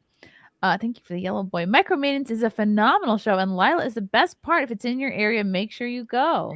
Yes. They actually came to my show. It Really? Was yes. On his birthday. For his 40th birthday. That's awesome. It was so cool. It's a perfect birthday or bachelorette thing to do. Oh yeah. Good for a special occasion. Russell Hall, Tawana told the truth. No, she didn't. Stephen McBride, Chris Watts is kind of hot despite the familicide. What? That's what a lot of people have said about him. Russell Hall, You know, he imagine only if strangled his wife and every kids. girl you told about your 10-inch dick was able to bring felony charges against you after she found out it was only 9 3/4. Wow. Okay. Russell Don't Hall, allow a ruler in the bed. it's time to unleash the Bill and Opie dream collab. Oh boy. One day. Thank you, Russell. Russell again. Ooh, one day of outrage. Oh, we're talking about from the liberals' one day of outrage. Nothing to see here, folks. I'm a comedian. Sure you are. Thank you, Quick Crux, for the orange boy. These crazy names. Russell Tell us Hall. how to pronounce your name next time you give $20. Phonetically, I think those LA Fire expert comments might have set a record for jokes that didn't age well. As soon as he made them, they were out of touch. Yep. Junior. At Skankfix, there were comics talking about how terrible the business deals were that he offered to comics for his podcast network. Interesting. Is that a thing? Sure. Skankfest? What is Skankfest? Yes, it's a comedy festival run by Louis J. Gomez, and I think it's in Vegas every year. I've never been invited because one of the women that runs it, Rebecca Trent, hates me because I dated a guy that after she dated him, I dated him. I had no idea she dated him. This was 14 years ago, and I'm still banned. Oh my God, how petty is that? Still banned from the Creek and the Caves, and that's why I've never done anything with Skankfest. I've never done anything like. She had her hand in some late night show bookings too. I think even the Montreal Comedy Festival. There's so much she's probably kept me from over the years, but it doesn't matter. Wow. Russell Hall, what's with all the ginger skin head screaming Yahtzee? KJ Fury, did Big Mama Michael eat up all the ribs? I don't know. What? I don't know. Oh, Guilty ran it through Grok. Grok thinks that she's lying. Of course she's lying. It's obvious. Yeah. I mean, we all do. It's obvious. Oh my lordy. Okay. Let us sashay to God. There's the man that got burnt alive. No, he's still alive. He just got burnt. I want to go to Trump getting boofed by a boom mic. This is hilarious.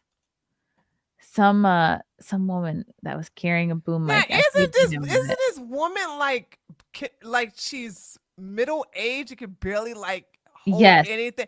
What the fuck was she doing then? Oh, we'll get to it. And I think he did the right thing. Look at Trump's face. Impressed by that. Mr. President, walk us through the tariff. Mr. President, obviously you're concerned about the situation in Gaza. What are the hopes now to get the hostages back? She just became a big story tonight, right? Yes, sir. Did you see that?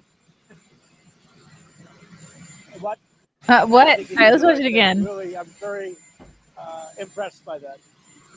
Mr. President, walk us through the tariff. Mr. President, obviously you're concerned. You're concerned about the situation in Gaza. What are the hopes to get the hostages back? He became a big story tonight.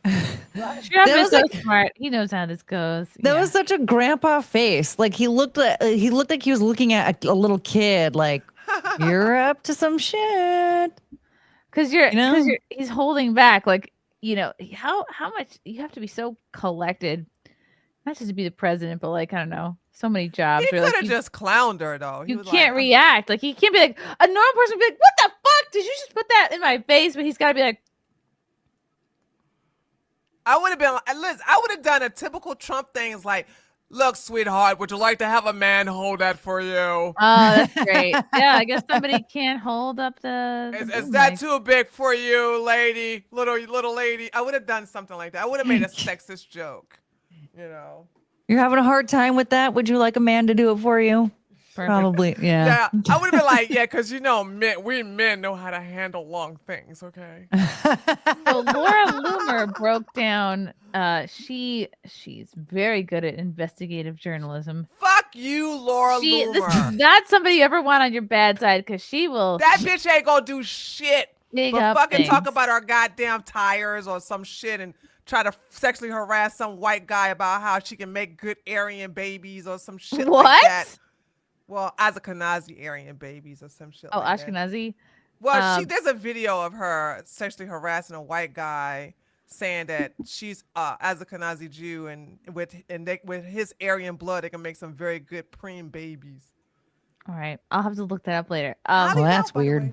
She has identified the reporter who hit Trump in the face with a boom mic this week while he was speaking to the press on the tarmac. Her name is Danielle Kurtzleben at Tatanka. She is newly appointed White House reporter for NPR and a massive Trump hater and LGBTQ advocate who once suggested during the 2024 campaign that Trump only spoke in Howell, Michigan because it has ties to the KKK. Did she hit Trump in the face on purpose? Receipts. Okay, this is. Oh, is it this person down here or is it this woman over here? Wow. Okay, so is it this person holding it with the camera or is it this one? She's in the back. I think it's the one in the 10. Oh, it's this person. Oh, and this is the stick. She has a stick. Yeah, that seems pretty deliberate. I mean, it doesn't matter where you'd be standing. That's deliberate. Like, you know where to hold it. Wow. Ugh. Oh, her thing is locked now. She locked her account. Kurtzleben. Yeah, if is she one of those 4B freaks? It's locked. No. Oh, she looks bald. She's not into men like that. Well, a lot of lesbians did that. Some professional news. I'm the new White House correspondent for NPR. How did she find this out? Joining the wonderful, hardworking existing team. I'm honored and excited to try something new. 26-year-old new journalist Danielle is pinching herself. In Michigan, Trump will speak about crime in Howell. It's a town of about 10,000. Ahead of that, his campaign emphasized, in contrast to what VP Harris has said in the past, Trump wants to, quote, overfund the police. Trump's campaign has not yet responded to NPR's questions about why they chose Howell. Howell has historic links to the Ku Klux Klan and was the site of a white supremacist demonstration last month. Danielle Kurtzleben, NPR News, Detroit, Michigan. Fuck her. Wow. I hope she gets fired. I hope she loses her job. I hope she can't get any more jobs. I think they got major defunded. The NPR did. There was a lot of money coming from the government going to NPR. And I do believe they did a drastic cut to funding them now. Okay. That makes sense. And that recently happened. So she's just a hater. And why would people like this still be allowed to work for the White House? I guess she was under the radar till now. Interesting. Wow. She'll probably be fired. Why does she want so badly to be in that position? Like the only thing to share secrets, to be a mole. To be a mole. She looks like a mole. She is a mole. That's a mole. She's a mole person. Yikes. Take away NPR's press credentials. Yeah. Yeah, for real. Gross. Arrested for assault. I don't know about that. I think she could get fired. That'd be good enough. Yeah, Trump's not going to press charges against her. So. No, you're definitely not. You're definitely fired from your boom mic privileges. That's for sure. We don't know about everything else, but Trump knew in that moment. He was like, "Oh, not only will you be fired, but you will be canceled from this. Like people will know who you are. Your credentials are removed." Yeah. Borg, those girls will forever be known as the Black Tanya Harding and Nancy Kerrigan of track racing. Yeah. Oh, wow. It's true. She's such a sweet girl too. I mean, it's a little peanut. She was like, "Oh, I got hit in the head." Matthew Heyman, 41 years ago today, Gary Paul Plotch did nothing wrong. Is that the guy that shot and killed the dude that raped his son? God, I have no idea. The karate teacher. Yeah, and he's like on the payphone. That's a good question. I don't even know what his name is. I think that's him. He's like that a popular meme where he's by the phone booth. It usually swirls around on Father's Day. Wow. Yeah, he's like, yeah, he's at the phone booth, and then like turns around, just pop as they're hauling the Dodo. Yep, that's the one. Hi, That's Lila him. Hart. Thank you, Dodo. Hello, Dodo. Read my hat. Read my hat. Make America horny again. Where'd you get that? Yay! At Silk Exotic Strip Club in Wisconsin. Wow. Where have been the like your favorite places that you've gone on tour? I like different places for different reasons. But probably I like Florida because it's warm. Yeah. But I like performing in North Dakota and South Dakota because the audiences are just so stoked for like any performances. nudity or any action. They're just excited to be there, and they're like the most generous. So Really? any, like small town is awesome to perform in because they're just like, wow, this is a cool thing that's happening. They appreciate it more. Yeah. Not like the city folk that can get thrills anytime. Yeah, they're just ready to make it rain. You know, sometimes we're in Florida and I'm like, you're fucking making it mist right now. And making it mist. It's misty. It's not raining. It's a drizzle. It's a drizzle. Yeah. You're like, maybe a lawn sprinkler or something. Or what state or city, Lila, has the worst tips or that you found like was the cheapest? I think it also depends on the time of year too. What time of year is like around the holidays they do better? Yeah, I think like in the summer, like once it hits like April to like July, August, I mean, it's just gonna be so good because people are ready to party and it's warm and they're like excited to be outside. They're in a better mood. Yeah, they're like in a really good mood. But some places. So it's time of year, and so what states are or cities are the? Oh wait, you said basically like main cities, like bigger cities are cheaper. Yeah, they're just like, I don't know. I bought my ticket. Isn't that enough? Yeah. Dance. Wow. Like, no, you still have to pay $20 if you want me to sign your ass. Mm-hmm. Or if you want me to take a picture with you. Yeah. You can't make it drizzle. When I when I went to Comic-Con, I used to charge for spankings because everybody would want one from me. See, that's smart. Yeah, you'd be there all night. Right. I'll pay for a spanking. I want a tree spanking one day. I'm gonna have to now put it on the bucket list. I'm a little gentler on women than I am on men, even though I should be a little harder on you all. That's so funny. It's all right, Tree. I can take it. I'm already prepared. Okay. Oh my gosh. I'm preparing my cheeks. Cheeks. When we were in Mardi Gras and walking around and there was just like the group of us, every 5 seconds people would stop us and ask to take pictures with us. Because it's just like, you know, and at first it's like fun, but then it's kind of like we're trying to get to like the next. Yes, you can't get nowhere. Oh my God. Yes. And then also because it's like, this is our off day. So it like, you know, we're not charging anybody for these photos. And like the first. Oh, wow. Right.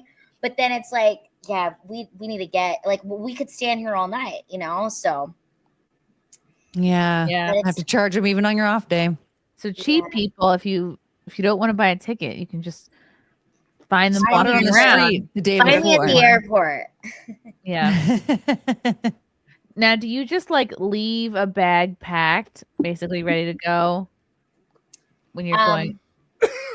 Yeah, kind of like. So if I have 14 shows, I will plan out 14 different outfits and I'll put them all in like. What? You don't repeat an outfit? Oh my God. Girl, I do not repeat outfits. Go to my Instagram. Oh my God, for real? Wow. I've never repeated the same outfit on every show. It's always something different. Like I'll do like the same skirts, but like it'll be a different top. It'll be a different max. I just have a weird thing about it. I've always kind of been like that, and Chrissy knows this. Like I'm just like very like. I'll like get an outfit and then that will be that dress for that show forever. Yes, and it has like an feeling. energy to it. It's like, no, this is this outfit's vibe, you know. Yeah. And then you're like, well, I don't want to wear this. I want to take this into the next day. You know, you got to start over. I pack like 5 pairs of boots Which Wow. the boots is, gosh, I wish I could wear like, so much space. that's the hardest part. That's why I can't wait to like 5 someday. pairs of cowboy boots. I thought she was about to say 5 pairs of boobs. I was like, what? 5 pairs of boobs. Boobs. I mean, that is important. I just didn't know there were more than one pair. Well, it's also because we're in these different venues, and I've got to really like kind of like make the outfits awesome. The girls, they've got more of we have some like costumes that we do wear so like we're constantly changing too. So that's a lot of it. But I like to make these little videos where like I'll do like the 14 outfits in a row, and then I'll show all they're great, the different looks, and I do all my own hair and makeup. But I can get ready in like 30 minutes. That's amazing. So I will say even this, if you shower. Mm-hmm. Oh, I have it down to like I don't blow dry my hair. I don't curl it. I just like put a bunch of product in. That's also every tour I've gotten like better at doing my hair, better at doing my makeup, figuring things out. Like all the girls, we learn from each other, like there's different things we pick up from each other, which has been awesome. So I feel like if I look at the way I used to dress, like the first tour compared to now, it's like I've gotten better just because I understand. But the outfits you wear on this tour, you wouldn't wear to like, no. Hyenas in Dallas, because you are wearing like shorts. Absolutely not. Absolutely not. I had to dress a certain way. I mean, if I'm performing at a strip club, you want to match the vibe. So it's You're like not going to show up in like a turtleneck. Yeah. But I will tell you this, I do when I'm performing at like a regular club, I like to wear like jeans and a cowboy boots and a cowboy hat, like a whole thing. I can't bring any of my hats on tour because it's too much. 5 pairs of boots. How do you even have room for that? You'd have like 12 suitcases. I'm really good at packing. And like I said, I put each outfit, a whole outfit can fit in a Ziploc bag, Chrissy, because my clothes are small. So a skirt, a top, the fishnets can all fit in a Ziploc bag. Sandwich bag or a freezer bag? Like one that's like this big. A freezer bag. Like a freezer bag. So I'll have those lined up, and then I have oh my God, you should see my scrunchie bag. I have a bag that's like this big. And you it's just bring a scrunchie bag? Wow. Yes, all different color scrunchies and bows, because I'll make like my bow match my and then I wear garters, so like the bow will match the garter. Well, that's and the cute. garters, and then like it's fun. So I think I like dressing up. That's the funnest part. But it's only fun if I organize it beforehand. Right. Otherwise, it's too much because, like I said, I have to repack all the stuff. Wow. Do you find sometimes like if you look a bit sexier like at these shows, then almost like is that distracting for the crowd? Do they see you differently? Like that is a thing that can happen too, because I had a set at Hyenas and I was wearing jeans and I like fully covered in a cowboy hat, and I felt like my set just like really rocked. I still looked cute, but I was like fully covered, but I felt like they were paying attention more so, right? But at the strip club, it's a fine line, because you still want to look sexy because you want to be able to match the aesthetic of the stage. Be a team player. Yeah. But then also, I address that though in my stand-up. Yeah. So I talk about it and then they get it. So yeah. It's interesting. I remember years ago when I was newer in stand-up, but like been doing it, I think at least 5 years. So I was like past the point of like being kind of like naive about it. Like I knew who I was, and I wasn't like, you're not going to take just everybody's advice all the time. There's this woman who was kind of a comedy icon. Her name's Gladys. I think she started a comedy club. I know Gladys. She, I think I did a show for her, or she saw me somewhere, and she told me I needed to stop wearing dresses on stage. Like no dresses, no skirts. She's like, you need to do jeans. The outfit she described that I needed to wear in order to be like taken seriously is basically what Ellen wore during the 90s. It's like, you need to wear slacks Why? You So need you to do don't jeans, you turn need to do on a the, jacket because of that reason. Because you like, she's like, you're too, you're too sexy up there. It's distracting. Oh, And like okay. to a point, I understand her, but at the same time, I was like, I'm not gonna dress like not myself. So it did take me a couple years to figure out, like, okay, dress like yourself, look cute, but yeah, don't wear short and skin tight and cleavage, because like I feel like I dress like the Dolly Parton of strip clubs. Stand-up. I love the that. look that I'm going for, and I do because of some of my jokes. It works. Like I'll address my outfit, and I'll have the audience cheer for the outfit. Part of it. You guys like what I'm wearing, and then they'll cheer for it. And then I'll, yeah. But it's definitely, I wouldn't wear that. I wouldn't wear what I wore on my last strip club set to the Comedy Store. You know what I mean? Give it a try. You should. Unless maybe I would, and I would say, hey, I'm used to performing stand-up at strip clubs. I got mixed up. I was just at a strip club down the street performing stand-up there. I'm gonna be in LA next week. I'm thinking like, okay, do I have time to stop by the Comedy Store? Yes, I'm so excited for you. Are you so excited to go? I am. And I'm so excited. Should I just? I might as well just say why. Tell us. I'm doing Adam Carolla's show. Oh my God! Yay! Congratulations, Chrissy! Ah, shit. Yeah, I'm doing it on Thursday, the 20th. Oh my God! Yeah, Chrissy, you're gonna kill it. It's gonna be awesome. I don't know if it's gonna be live or pre-recorded and then released. What kind of bra are you gonna wear? This is something I have been thinking about for weeks, Tree, and Hoist it up. it's going to be something hoisted, not something medical or put something cute on. Let them have the day off. But for They've been real, working. Cute outfits are few and far between right now. So I got to take a real hard look at the closet and see what tarps I can get together to wear. Gosh, I might even have to maybe go shopping or something. But yes, I miss our shopping dates. I wish. Oh my God, my favorite part. One of my favorite parts of touring with Lila is like, we always get somewhere early, like a couple days early or something, and then it would take like an afternoon or a few hours. Like it's the day before the show, right? And like go to the nearest whatever, like mall, strip mall, and like there's something so invigorating about like a fresh shirt. Or like anything, like a outfit piece, or like a whole outfit or something. Not like we're. If when you go, because you're gonna be in a hotel, correct? Or you're gonna do an Airbnb? When I go to LA, I have to find a hotel room. I gotta figure out like. So I only have where one to request. Can you go down to breakfast and film yourself making some pancakes again?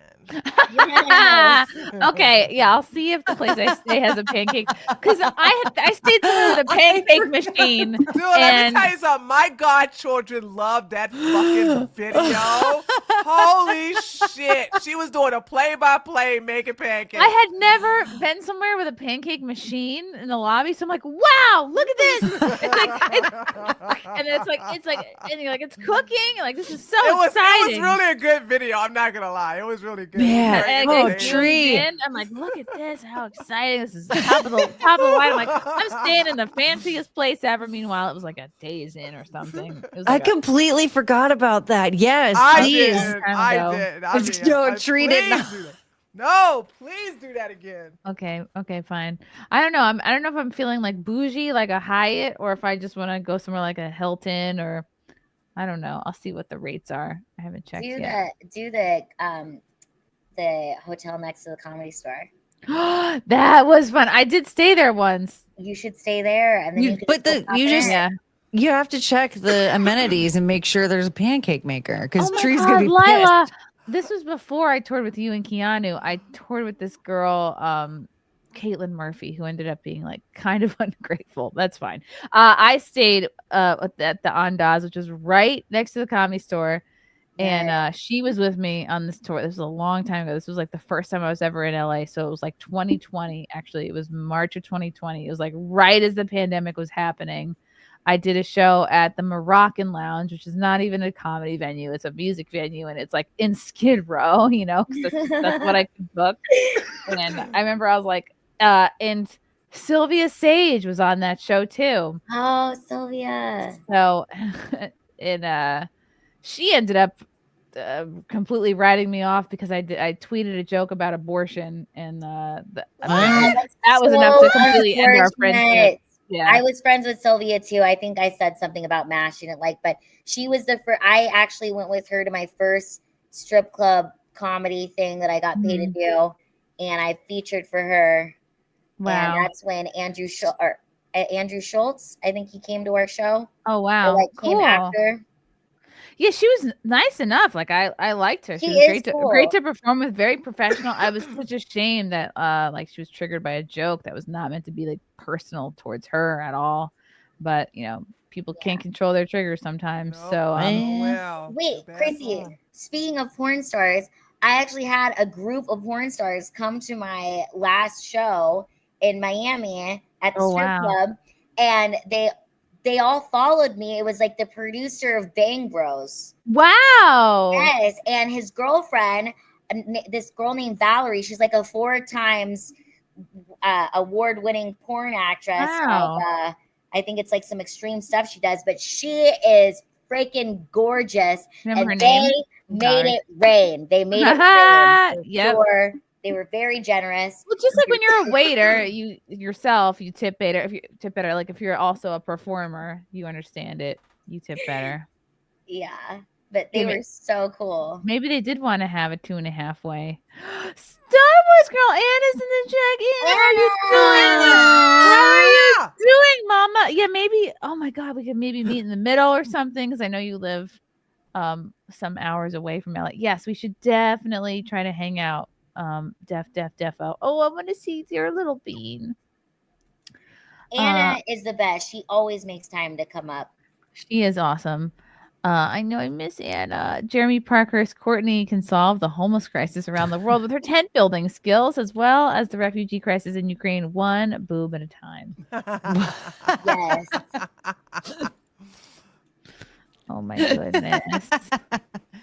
Wow. Yes. Okay, where was I? Oh yeah. I was talking about the first time I was in LA, and I remember the pandemic was just starting, and I remember I made a joke about it on stage. I was like, oh yeah, there was going to be more people in the audience here, but I had a bunch of fans. They got marooned on a cruise ship somewhere, because remember they weren't letting cruise ships start? Yes. Oh God. I was like sitting on it, and I remember, I was in West Hollywood. It was like a panic in the last day that I was there. Everyone was panicked, grocery shopping, and for some reason, buying toilet paper. We all, I think, bought some weird shit in the very beginning of the pandemic, like the things you think you need. I remember I bought a bunch of small Listerine bottles. I dumped out the mouthwash and put in it.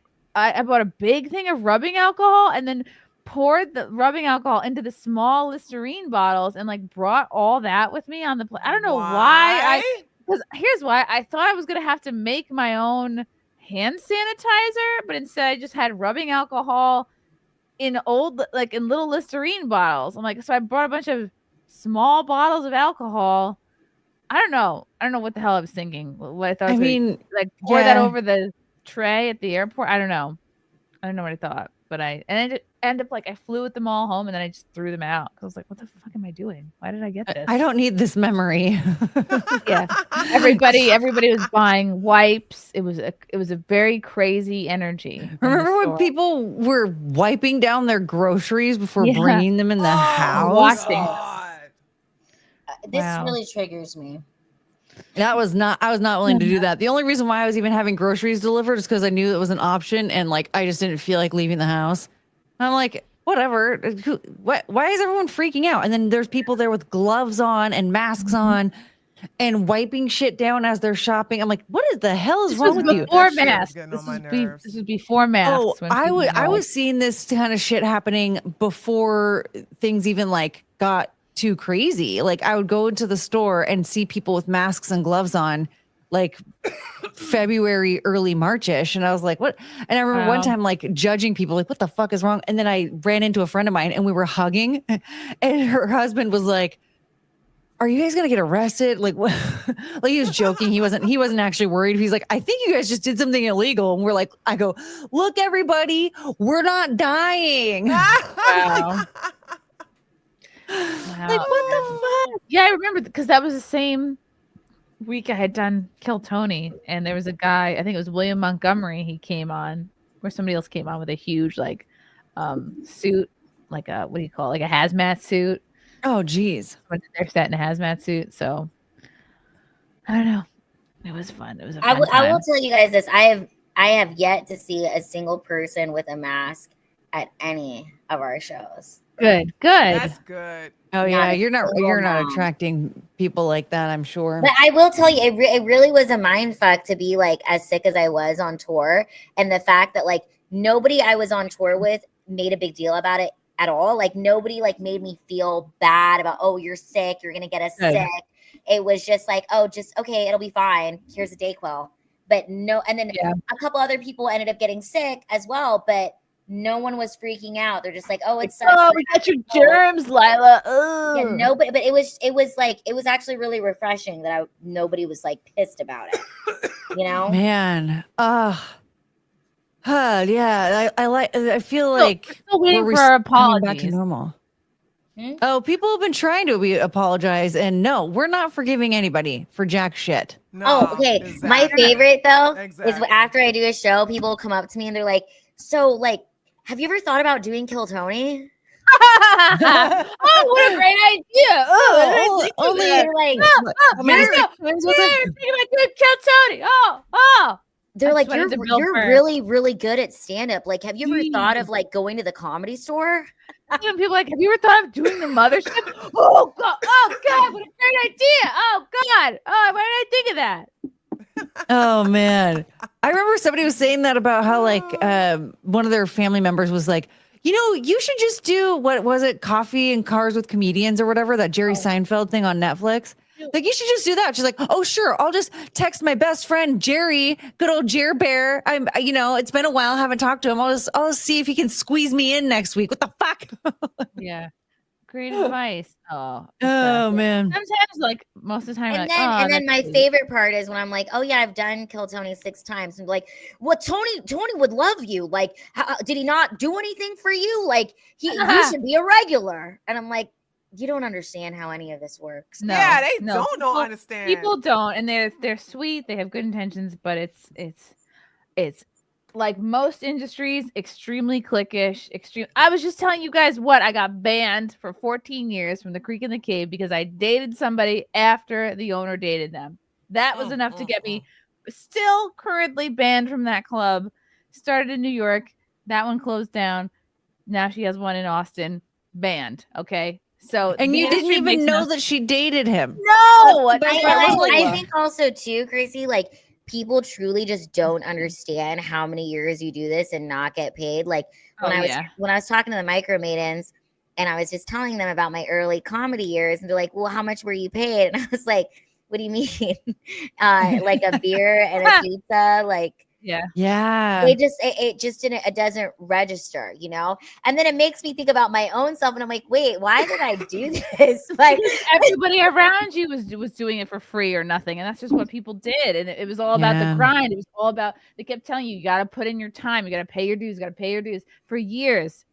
People telling you got to pay your dues. And then also, if you get a regular job, you're a failure. Oh yeah. If you, how are you? Oh my God, you need to pay your bills. No, I know. We don't have rich parents. In LA, it is the oppression Olympics of stand up. It took me like moving to Texas. Even my first year in Texas, it was hard to get out of the mindset of like, oh, like if you're not just doing comedy, you're not a real comedian. You know what I mean? I'm like, no, you can be a firefighter and go to an open mic. In fact, it makes you more interesting and more relatable. I had jobs until I was fired from the last one in 2021 for not taking the jab. And I always was like, you know, I'm going to hang on to my insurance. And I tell people that want to do comedy, hang on to your day job as long as you possibly can, because like, how do you expect to pay your bills and see a doctor occasionally? So,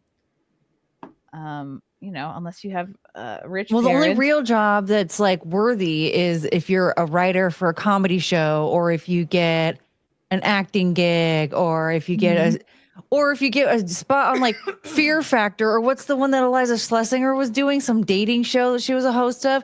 If you get one of those, then that's fine. Yeah, like a then showbiz now you're job. Yeah, but like if you just keep your regular day job, then no, you failed. Like no. And again, we are living through some people just seem to forget that if you didn't take that certain thing, you weren't allowed into buildings. You weren't allowed on set.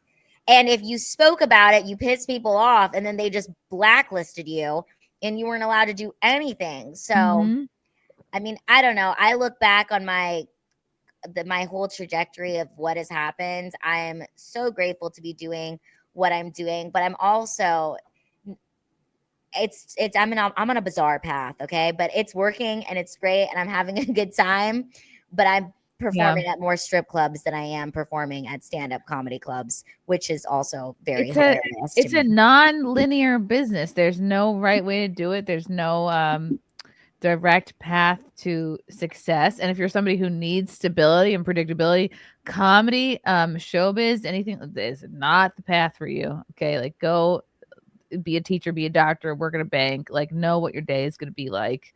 Because I had I had regular day jobs, 9 to 5s. I was a shoe model. Okay, shoe model for I've had Craigslist jobs. I've had many Craigslist roommates. Yikes is right. I just also think too, Chrissy, like when I think about my early 20s doing stand-up, like I have this specific memory of crying at the bank because I had to pay my rent and I didn't have enough food to eat. And the guy next to me like felt so bad for me. He just like gave me $10 and I had no shame. I took the $10 because I was like, I'm freaking starving. Yeah. And now I'm on tour and people will give me $20 just to take a picture with me. You know what I mean? So it's like, I know I've paid my dues. I've really struggled. I've worked very hard. And it also like now that I'm in this position, I'm very grateful for like any dollar that I get from anybody. Even $2 that someone gives me, I'm like, people are working at 7-Eleven for $15 an hour and have to stand here all day. And I can get $20 for taking a picture with someone. But people also don't see it, the 10 years I put in where I wasn't making any money. And I had to build this skill. Like the fact that I can go on stage now, I don't even have to think about a set list. Like I can that's what I always wanted to be able to do when I first started stand up. My goal was to like be able to go on stage, do 15 minutes without thinking about it, without having to look at notes. And now I can do that. And that's awesome. That was always my goal, you know? And I remember when I first started, I have to like pace back and forth, like look at my phone, like listen to something. And now I can be in a full on conversation with you and just go do it.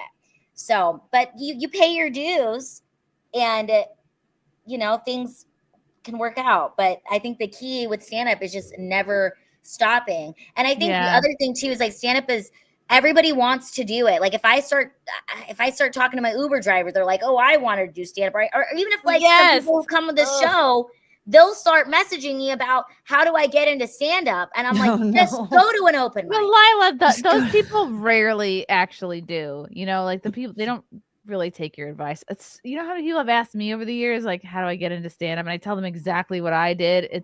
Most people don't. It's like, didn't some dude in prison ask you? Oh yeah, when I had a prison pen pal years ago, and we were like chatting back and forth. Did you have a prison pen pal? I had a prison pen pal. I was minding my own business one day. I got an email like, would you accept this message from Core Links? It was like a prison server, and I was like, sure, why not? And he's like, hi, my name's Jamal. And I was like, Jamal, what are you in for? And he's like, oh, I don't know, car stuff. And then I kept asking him, and I'm like, stole a bunch of cars and stuff. I remember I was like going to therapy at the time because my mom had like just died of cancer. And the therapist was like, a lot of times these prison pen pals, when they get out, the first people they kill are their pen pals. Oh my God. And the spouses or boyfriends of said pen pals. So then I had to cut it. And I was planning on cutting things off with Jamal. But then his next response to me was like, I noticed you're a stand-up. How do I get into stand-up? And I was like, that's it. Okay. Now we're really cutting it off. We're really cutting. You're done. You're done, Jamal. Oh, Jamal. You're dead to me. Oh my God, patriotic Gestalt. Thank you for the pink boy. Continue success. Thank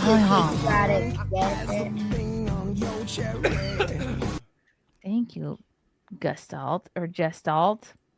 Sam, Lila, I'm always here. Plus Dolly if you need a tour, PA. Oh, Sam. Yay! Getting scooted around town.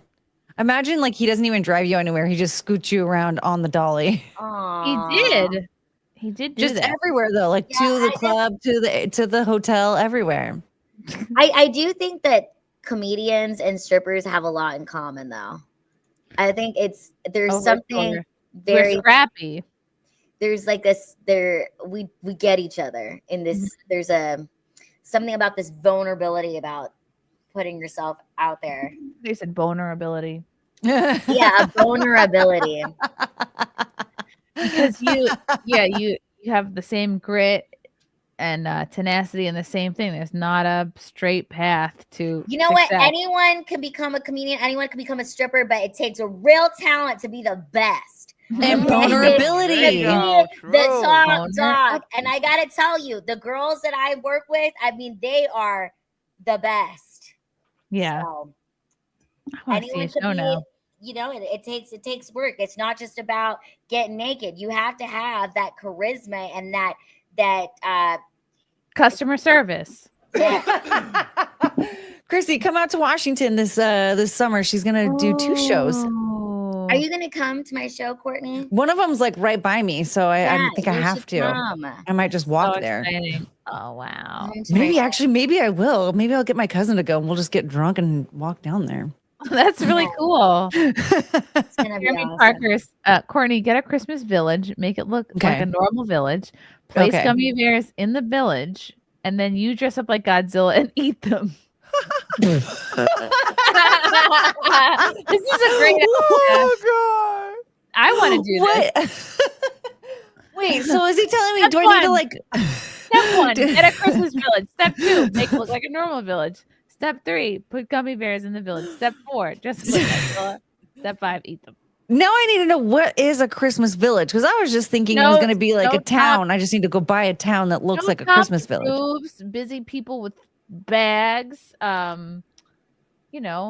Should I just get some gingerbread houses and build those, and then get gummy bears all throughout there, like they're the people, and then do that. This sounds like something that I should do like a members only stream for. Yes, indeed. Then I just roll around in it in a bikini and just and have whipped cream. Okay. I have to set up memberships on my channel anyway, so I'll be doing that tonight, and that will be our first stream is gingerbread houses. How do you know it's a Christmas village? It's city sidewalks, busy sidewalks, dressed in holiday style. In the air, there's a feeling of Christmas. You make sure you have children laughing, and make sure you have people passing, people meeting smile after smile, that sort of thing. And on every street corner you hear silver bells. That's what. No, I have to do that, but I'm only ready for another Christmas season. I feel like every 3 months it should be Christmas. No. I need summer. I need way more summer. I need way more summer. I need like Washington State, June and July. I need at least 6 months of that. Then I'll have more Christmases, but I need what it is, June and July here, wherever I'm at. I need it to be like that for at least 6 months. That didn't make sense. It's nice and warm already in Georgia, so. Are you lucky? near Savannah? That's the only place I've been in Georgia. I'm 4 hours away from Savannah. Yeah. Oh my God, I did a show in Savannah. It was so beautiful. It was summer. It was like there's like weeping. I don't know if they're willows, but they're weeping. Yeah, weeping willows. Not the pussy willows. No. It was just like who named them that? It was gorgeous. Somebody high off of cocaine, probably. This went viral this week. This Amazon driver. This bitch. If you don't want to do your fucking job, then quit. But then a lot of people wouldn't work, Tree. Here's the thing. saying. If you have a problem with your job, like I get that you have grievances, don't get me wrong, but like your issue is not this house. Your issue is the company you work for. No, her issue is she's fat and she's out of shape and she's fucking goddamn lazy. You're not wrong. That's you're on the money there. That's for sure. Like, if you are supposed to do packages, then don't fucking goddamn sign up for the goddamn job. I don't understand how hard that is. Right. Well, it's like, okay, if you have a delivery route, if your job is delivering packages, why does it matter that you're dropping off packages at the same house every day? Like, if they're not ordering shit, you're just gonna have to go to a different house and drop shit off. So, like, why is it such a bother that you at least know how to get to this house? I would prefer going to the same house over and over and over again, because I'd be driving that freaking Amazon truck like it's a freaking race car. Just I know exactly where I'm going. I know exactly how to get there. I know all the shortcuts. I'm not, don't have to question it. I don't have to think about it. But if I don't know where I'm going, I'm gonna have to bust out the GPS, hope I don't miss a turn. That's going to be annoying. Let's play I this want to clip. go to the same house. Let's play this clip for people who haven't seen it. I've been waiting on this day to tell you how much I hate this fucking house. The waters, all the shit that you order, all of the shit. I hate it. I hate this house. I hate that you order shit. You are the fucking laziest fucking house in this whole goddamn neighborhood. You're inconsiderate. You're full of shit. I fucking hate everything about y'all. I hate it. All you have to do is fucking order the store from Walmart pickup or Central pickup or whatever, and go put the shit in your own truck and go do it your fucking self. You are the laziest sons of bitches ever. And then people bring this shit. We break our backs, we break our necks, we break our nails, we break everything to bring you this shit. And you're ungrateful as fuck. I hope you know that. The audacity to get paid to literally bring packages to the door and then complain about somebody being lazy when your bitch ass is the one who gets paid to do the exact same thing. I don't want to fucking Well, she's complaining about like, oh, they get waters or whatever, and like claiming, oh, you just go to Walmart and get that to pick up. Like, okay, well then just stop shopping from whoever this is and just get it delivered from Walmart instead. They'll be just fine. Be upset that Amazon, your employer, sells water. Right. And like she has no idea what their situation is. Maybe they're disabled. Maybe they're elderly. Maybe they like can't lift that stuff and carry it themselves or whatever. Could be 19-year-old sports stars. Who gives a fuck? That's their goddamn job. And that's Our another job thing is too, to is bring like the shit to the goddamn door.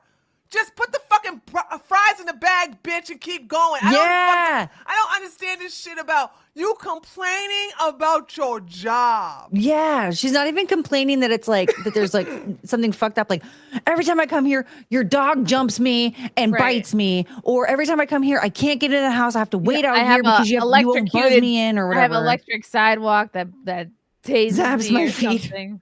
Like there's a gate that I can't get through and you guys take forever to open it. There's not that. She's bitching. You see her walk up to the porch just fine. So she doesn't have problems accessing it. There's no problem with that. It's not like she has to do a walk up or anything, you know. She's literally just complaining that she has to deliver packages, claiming they're ungrateful. Bitch, they paid for the product. What do you mean they're ungrateful? Maybe this was brought on by a bad Christmas tip or something.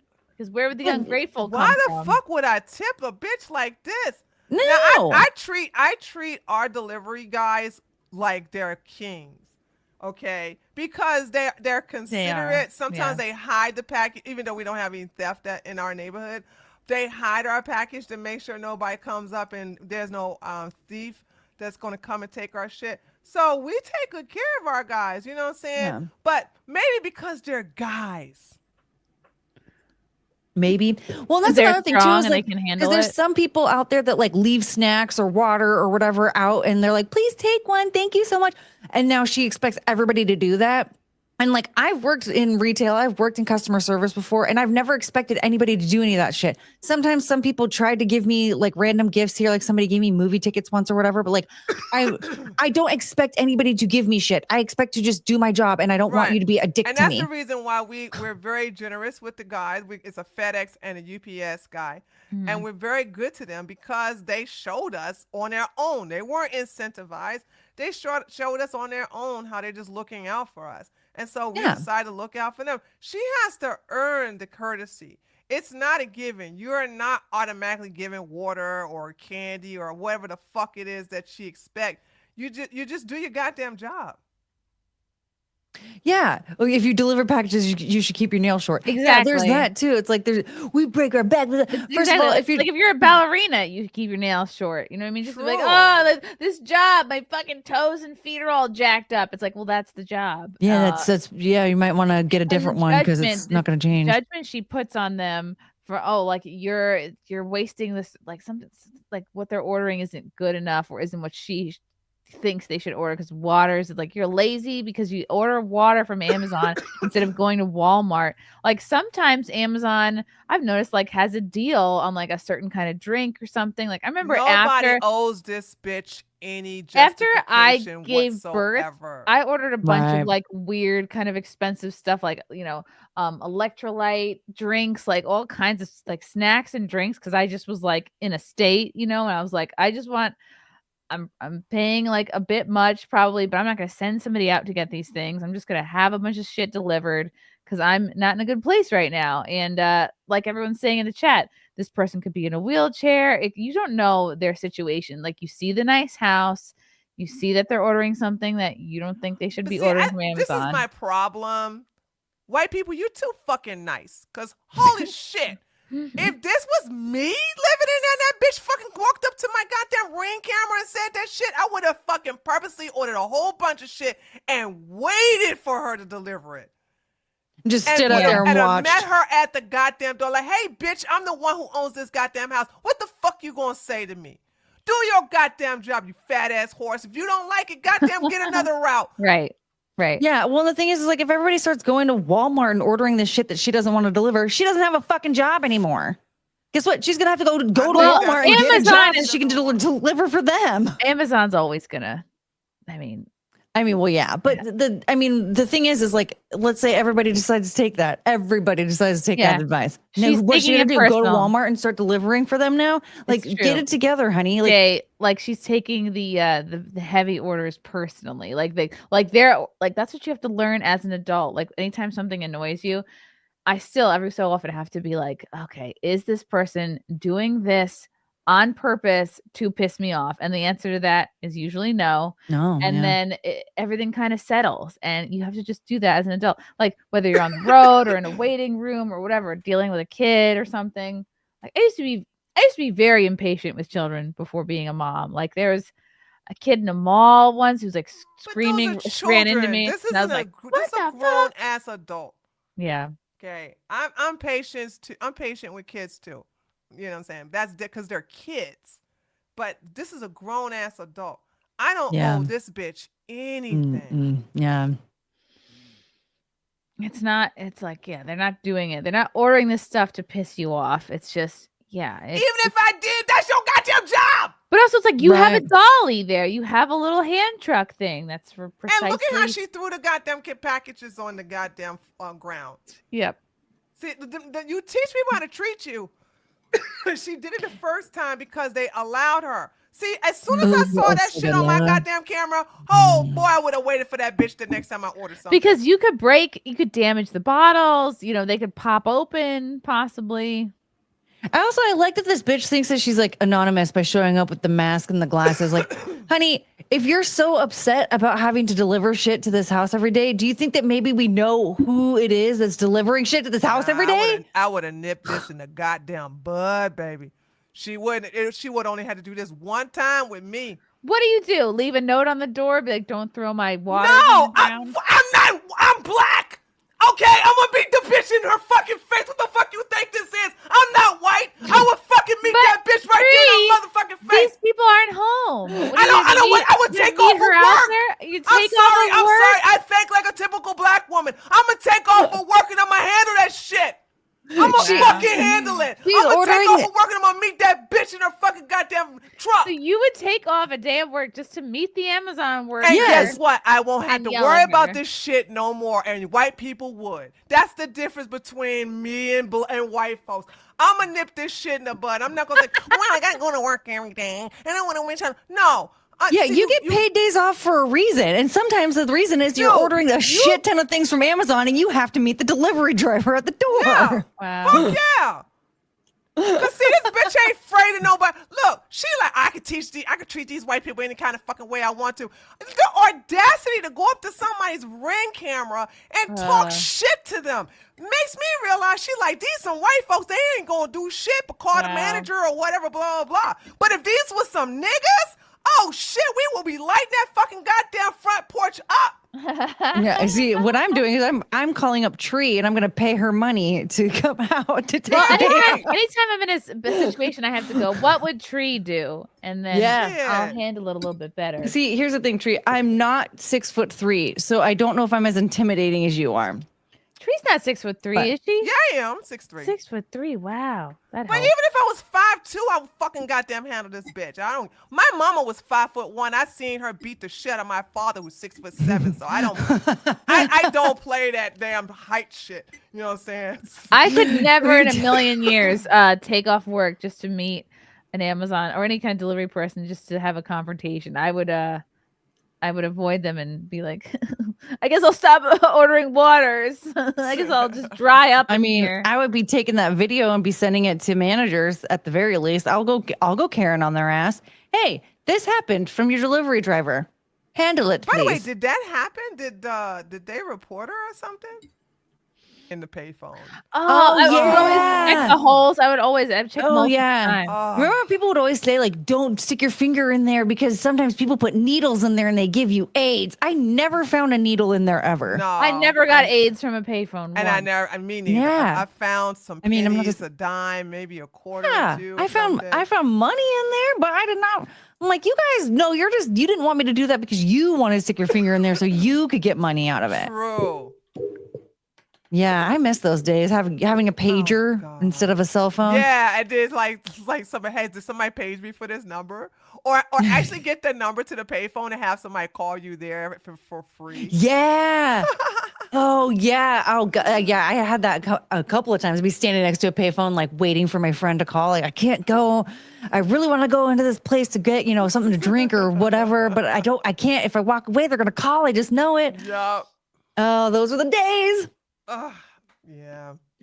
Those were the days. I remember being at the public pool when I was like a kid on the diving team, and we would like in between practice, because there'd be a morning practice and an afternoon practice, and like go up to the payphone and we would dial like 1-800-HOT-TITS on the payphone and just like listen and be like, welcome to 1-800-HOT-TITS. And we were like scandalized. I think we'd be like 12 years old, 13 years old. I'd be like, oh my God, we'd all crowd around the phone and listen. Is 1-800-HOT-TITS still a thing? I don't know. Should I call them up? Should we call? I want to call it. I want to find out if there's. It's not 1-800. I think it's 1899 or 1899 or. Well, it's definitely not 1-900 because those are the ones you have to pay. You have to pay like $10 a minute. 1-800. Yeah, I'm not. What am I talking about? I'm a grown woman. I'm not dialing that on my phone. I will. I want to know if it exists. Do it. You call them, Courtney. All right. Courtney, they're gonna charge you $25 a minute, girl. No, because I'm calling 800, not 900. Oh, okay. Yeah, I just want to know if 1-800-HOT-TITS still exists. 1-800. Okay, wait, hold on. HOTTITS. Call. Oh, feels like a call. Oh my God! It still works? Yeah. Oh my God! It still works? And that was 1-800. Yeah, they have not changed the recording since it's been many years. Since payphones existed. Holy shit, Courtney, you awesome. I never thought that would be a thing. Wow. 1-800-HOT-TITS. The thing is, I don't even remember what comes next, because we would hear that and be like, and then we get scared and hang up. Oh, should we listen to the full thing? No, I don't know. Maybe you listen on your own and then report back. Okay. Yeah, I'm worried that YouTube might get upset that something is like done or said. Yeah. So maybe I'll record a video of it, and then if it's okay, then I'll play it on a stream. Jeremy Parker's tree is blacker than black, and she's black. She's so black she cooks with crude oil. She's so black. Black and Decker sends her world ejects. Wow. I mean, she is representing BLM right now. Yeah, I am. I am. On I just need to accident. say It's the not on theme purpose. song. Wait, I'm a grown woman. Wait a minute. Oh man. Oh boy. What are you eating, Lila? It looks really good. You're muted. You're muted. You're muted. But you're muted, but I think it's salmon. No, it's a Texas Twinkie. Texas Twinkie? What's a Texas Twinkie? It's They're delicious. Is it a sex move? So good. It's wrapped in bacon. It's a green thing. I think it's a It's a pepper. jalapeno pepper stuffed Yes. with cream cheese and wrapped in it's- bacon. No, and it's stuffed with brisket. Whoa. Cream cheese, brisket, wrapped in bacon, and my husband makes them. Oh, that's okay. That's It's so good. You made it? Yeah, this How? is his specialty. oh, those are easy to So make. he- How? I mean, I can't make the brisket, but It's they're He really. just But makes the, you food and brings it to you on stream? Yep. Or delivers. I have to marry one of delivers those. in the What? Like, I have a food tray, Chrissy. I have a tray, and so he will bring me my food tray. He makes me soups and salads and brisket and tea. All right. Yeah, it's Go awesome. Eric. Wow. He's the What an best. angel! I want Texas brisket and Twinkie. cheese. He's been refilling my tea. Oh my god. Oh, tea. You're I want drinking out of cheese. you're drinking out of a boot? Yes, there's a snake in my boot. I made tachos today. I want to eat some right now. Tachos? What is a tacho? Like a taco? It's like taco meat and tater tots and cheese. And It sounds like you a know, struggle meal. Sour cream and onions and tomatoes. It's like nachos, but you do tater tots instead of chips. Yum. I'm so Yeah. hungry. Why am I hungry? Me Oh, right. We too. ate dinner at like 3:00 today. 2 Oh o'clock. God, that was a long time ago. Yeah, we went That to was like my why did you eat it so early? we went to my favorite restaurant, which is this German restaurant called Nadine's. And I walk up in there, I go, guess what? I'm half German, and no one cares. I had what did I have? Did I have the sauerbraten today? It comes with spatzel and some red cabbage, and their desserts are incredible. This is like the third time we've been there. I've had like beef bourguignon. It just tastes like there's like a lovely German grandma in the back, like making everything with love. If it's like everything is like delicious, like braised, like it's like short rib. Everything tastes like yummy short ribs, basically. Like it's like stewed, homey, like meat type stuff. Oh, so good. So good. And then the baby was there. And I go, the baby's only a quarter German and nobody cares. They won't care I've unless been you teaching start him. speaking German. I've been teaching him how to heil. Nobody cares. Come on. A little heil. Yeah. It's a baby heil. It's Do so you cute. do you do like the 18-hour fasting thing where you like fast Well- 18 hours and then eat for 6? I was doing intermittent fasting before I got married, but like I'm breastfeeding still, so you can't really like No, you do can't the do it. fun starvation diets like I used to do. It's frustrating. It's like breastfeeding for a year is so much harder than giving birth and being pregnant, honestly. Well, you're gonna have less medical bills, so it's a Aw. good exchange. Yeah. Like this whole week, the whole last 2 weeks, I've been like so anxious. Like I've been pumped during the stream. Like I'm so worried about the baby having enough milk while I'm gone for 2 days. Like I'm just like counting it up, and I'm like, oh, like it's really stressful. But I asked my lactation consultant, I'm like, okay, if you had to recommend a formula. So I ordered one. All the best formulas are either Dutch or German. Like they're not made in this country, but I have to pay like international Yeah, because the shipping. ones in the country put all that soy shit in there. Yeah. And they're all like Gross. tough. So I got one of those. I don't know when it's gonna get here in case they need it, but I'm just like, ugh. Because I don't really count how many times Why they don't you feed. just like if your boobs have endless like milk, so it's like if you have 2 days worth of milk and you're just freezing it, wouldn't that just suffice for when you're just like catching up? Yeah, because that's the thing is I can on a good day I can pump like once a day, like the time you should pump is between like, well, that's why SimpCast is great because I know the baby goes to sleep at like 8 or 9, and I know he'll be hungry again at 12. So let's go, boom. I could pump like 10:30ish, and then you have time to like refill before the baby's hungry, and then but then your body makes more milk like basically between the hours of like I think 1 and 5 a.m. So sometimes I'll stay up. I'll feed him when he wakes up at like midnight. And I'll stay up till like 3 or 4.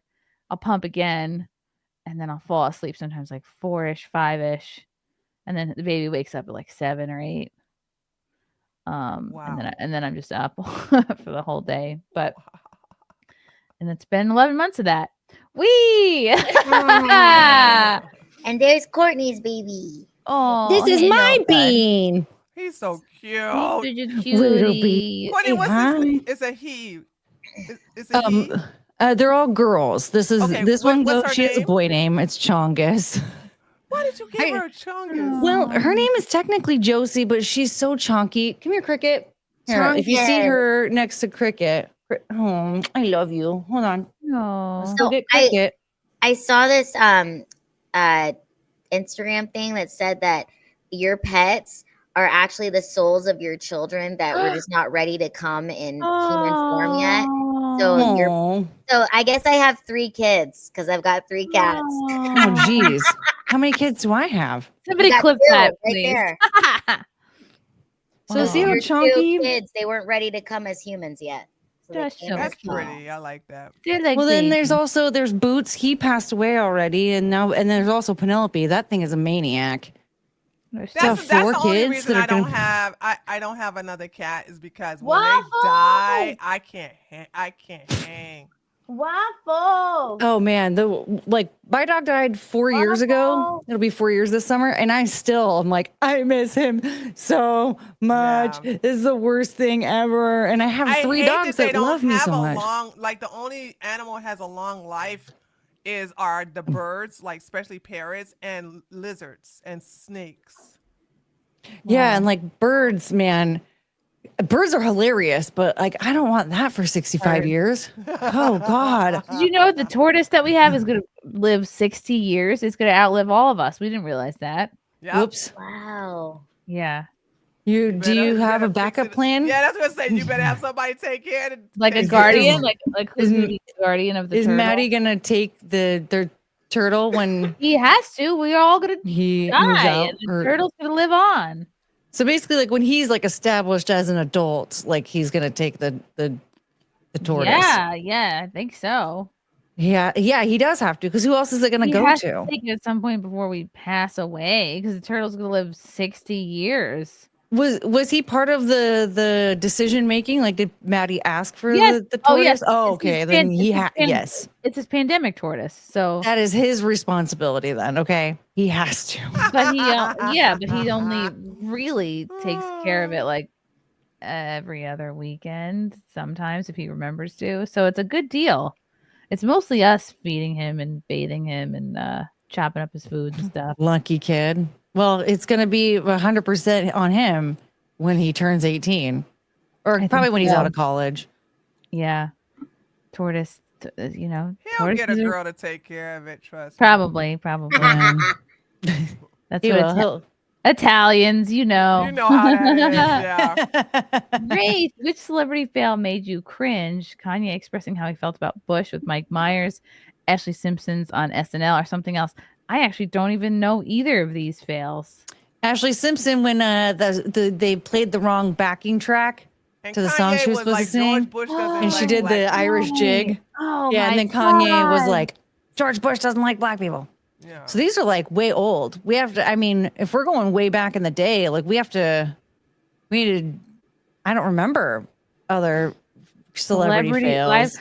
I think, gosh, maybe it was like, those were good fails, but I think Mariah Carey had like obvious lip syncing to, like New Year's Eve a couple years ago. Yes, the train. What was that? 2018 was that? I think. Wow. Something Yeah. like that. Yeah, that train wreck. That was amazing. People were comparing her performance to the East Palestine train wrecks in Ohio. Yeah. Her biggest epic fail was having babies by Nick Cannon. Nick Cannon. Yeah. Ugh. Oh. Ugh. Ooh. Yeah, that's smart. Big mistake. Huge. Big mistake. Huge. Yeah, that was a big mistake. Oh, Mariah. But yeah, that was pretty bad. And she was like complaining, where's my tea? I was told there would be hot tea. Yeah, that was pretty rough. Maybe she's the one ordering all that water to her house. Probably. Man, imagine stomping your feet and having an attitude at Mariah Carey's house. Yikes. Well, your dog looks like it's floating on air. Are you floating? Yeah, you're the floating baby. Oh, You're so cute. You're so cute. She's so she is so cute. My little floating baby. Oh. The thing about it is, Courtney, I didn't even know that was a green screen until the dog slayed down. I had no idea. Dang it. That is so good. It does look good. Oh, great. Oh, I did that. Deranged Lunatic. Lila, it's so good to see you again. You're missed. Lila. Deranged. So Dak Chopper. You'll need to do a tour of the Black Hills and do a show during Sturgis. I don't know a word of this, what this means. Yeah, help us decode, Sodak Chopper. Tour of the Black Hills and doing a What's the Black Hills? Is Sturgis something like a motorcycle show? I was thinking it had something to do with fishing, but Sturgis, South Dakota. It's like a big motorcycle rally. I was right. Oh. I was thinking Sturgis Meredith, like the actor. Oh, I was just thinking of Sturgeon because I'm an idiot. Wait a second. I think I've been saying it wrong all these years. It's Burgess Meredith. Wait, what? Oh. Burgess Meredith, not Sturgis Meredith. Whoops. I have a lot of apologies to make.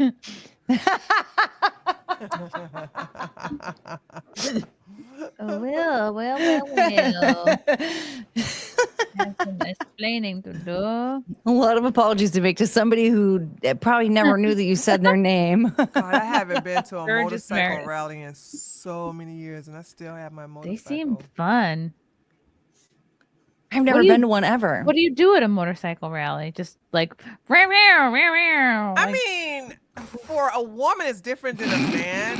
Because, like, there's so many women that want to get on the back of a bike of a man. Like, so you got you got a lot of women on the corner that are with the shorts high up on their ass so they can, booty shorts. They want to just get on. I don't even know if you could call these booty shorts. They just could be thongs, as far as I'm concerned.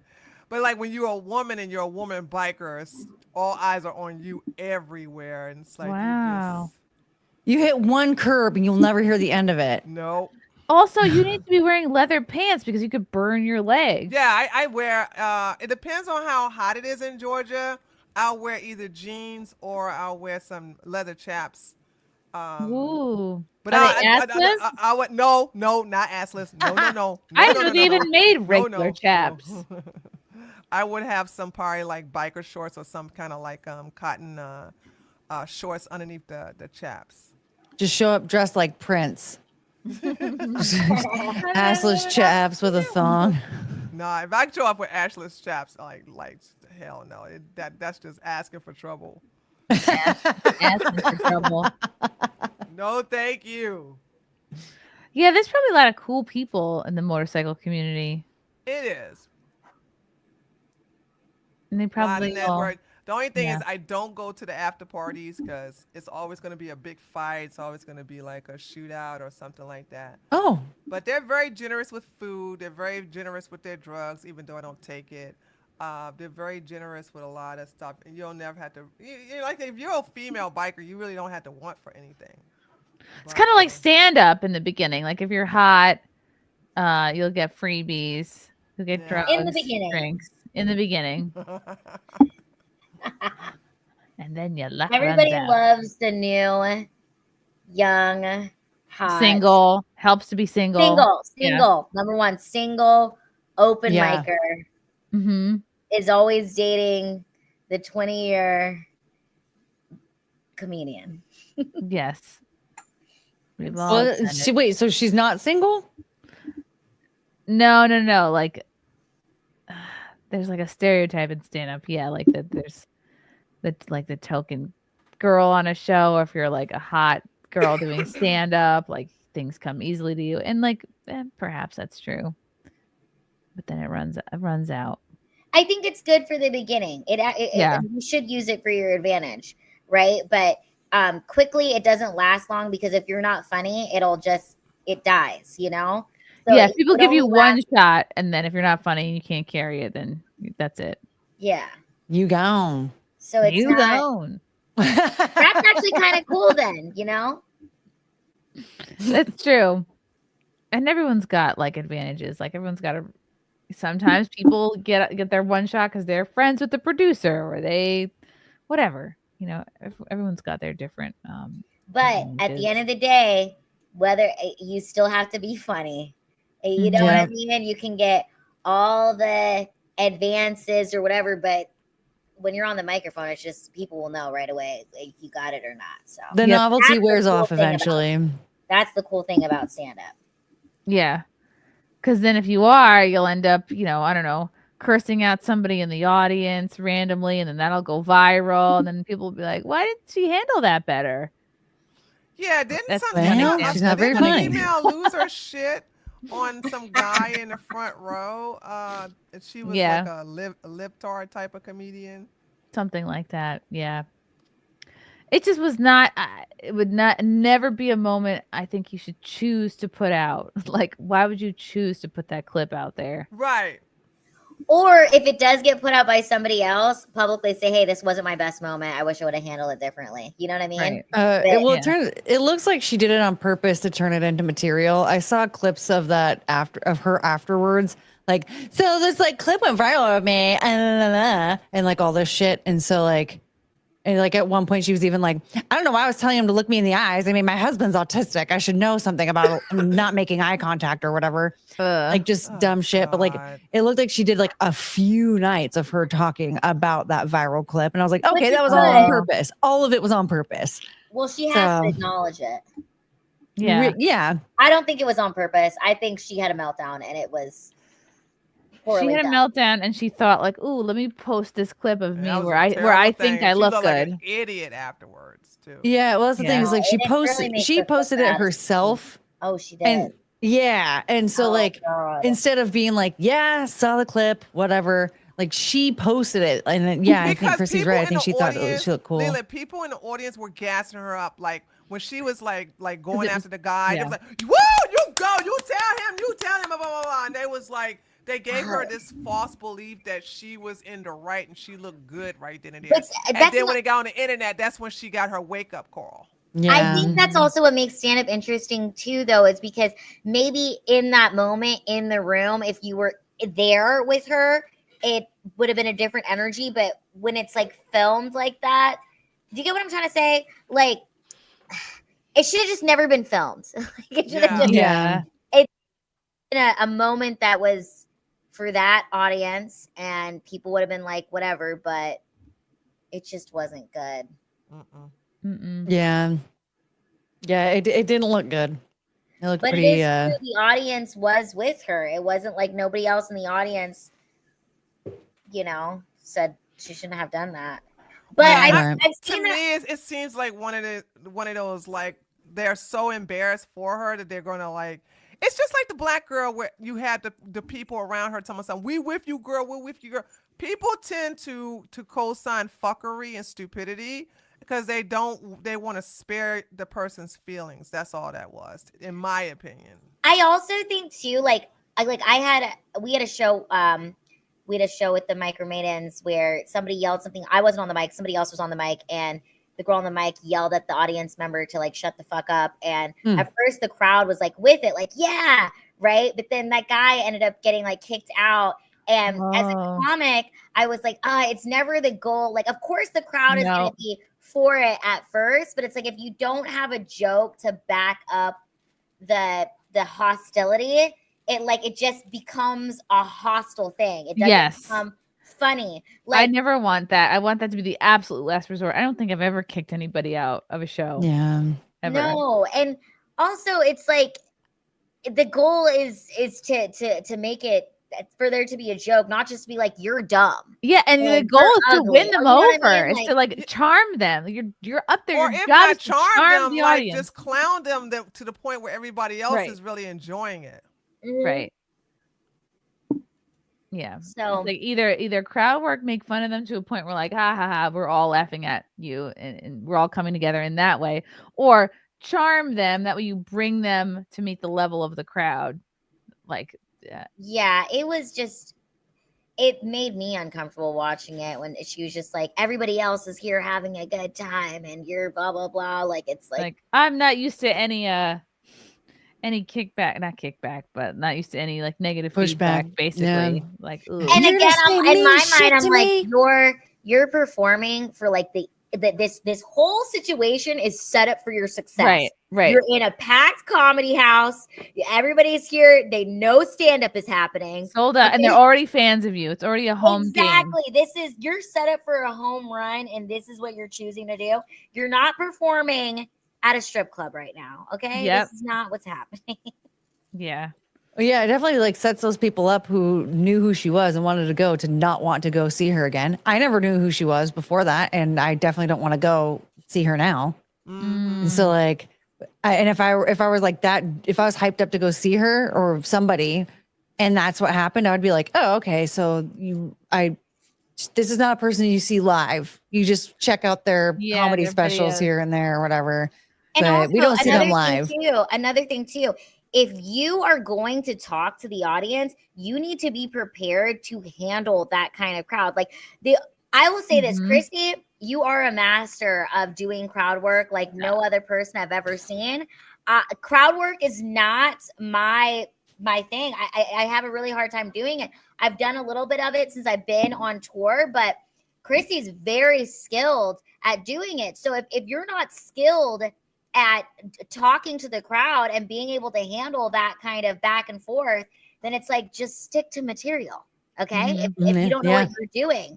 But I just think that, it was just poorly done.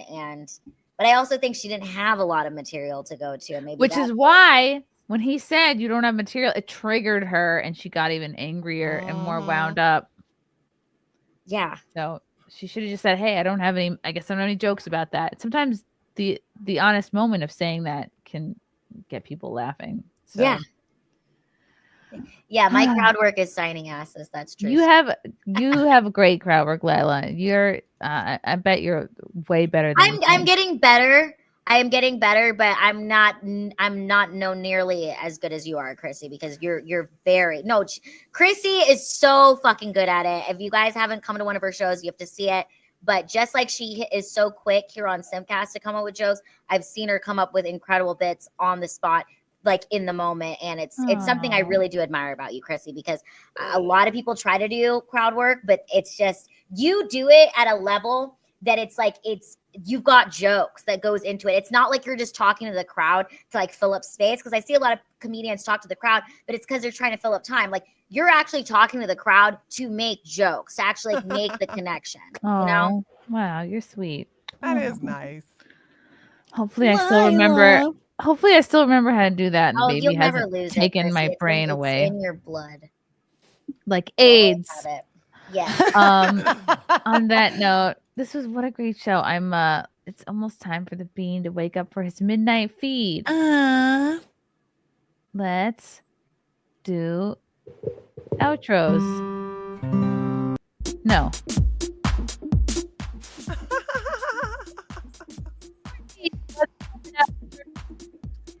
I can't hear a thing you're saying. Can you hear me? You coming in broken up, Chrissy.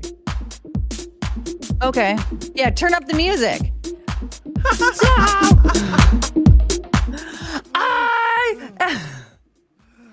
I was about to start announcing something that's not even a thing. Anyway, hi.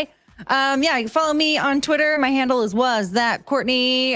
Subscribe to my YouTube channel, Courtney Brooke. We're celebrating episode 69 tomorrow of Babbling Courtney Brooke. So don't miss it, okay? Subscribe and follow. We're gonna have a party. Yay. Yeah, we're gonna keep writing our Casey Anthony's show. What about you, Tree? What's coming up for you? Every Tuesday at around about 1 p.m. I have a female only speakers panel. Other than that, just go to Just Tree 411. I am doing daily videos now. I think a video I have coming up is another passport bro got from France got robbed by 3 women in Medellin. And he's mad about that. So I want to talk about that too as well. So yeah, amazing. I'm getting active. Finally getting active with my channels now. So be sure to check that out at Just Tree 411. Awesome, Lila. You guys can find me at lilahart.com. I will be in Dallas the next 5 weeks and back on tour with the Micro Maidens in April. So go to micromaidens. I am dancing. Yes, we are dancing. Tree, I know Tree's dancing right now. Yeah. Wee. Awesome. Come see me. Gosh, we probably can't see me in LA because I'm just doing appearances. But come see me at the Fort Wayne Comedy Club in Indiana, March 29th. And then other shows. Do I really have to say what they are? No, I'll say we them. don't know. April 1st, Hartford, Connecticut with Jimmy Dore. May 17th, Mount Kisco. August 8th and 9th in Long Island at the Brokerage. October 18th in Ohio. Go to chrissiemayr.com for tickets. We will be adding new dates, of course. Well, there go the tour dates. Buy tickets. Come see me. See if I remember my jokes or how to do comedy. Yes. See if come find out if the baby has taken my whole brain. Yay! chrissiemayr.com. Follow us on Twitter. Follow us on YouTube. Please go see Lila. Micromaidens.com. Is music even playing anymore? No, it stopped. I don't know why. I'll just dance to nothing. I don't care. That was fun. Thank you guys for watching. Thanks for simping. We simp on right back for you. Crawdads! Thank you. We'll see you guys next time. Bye. Bye.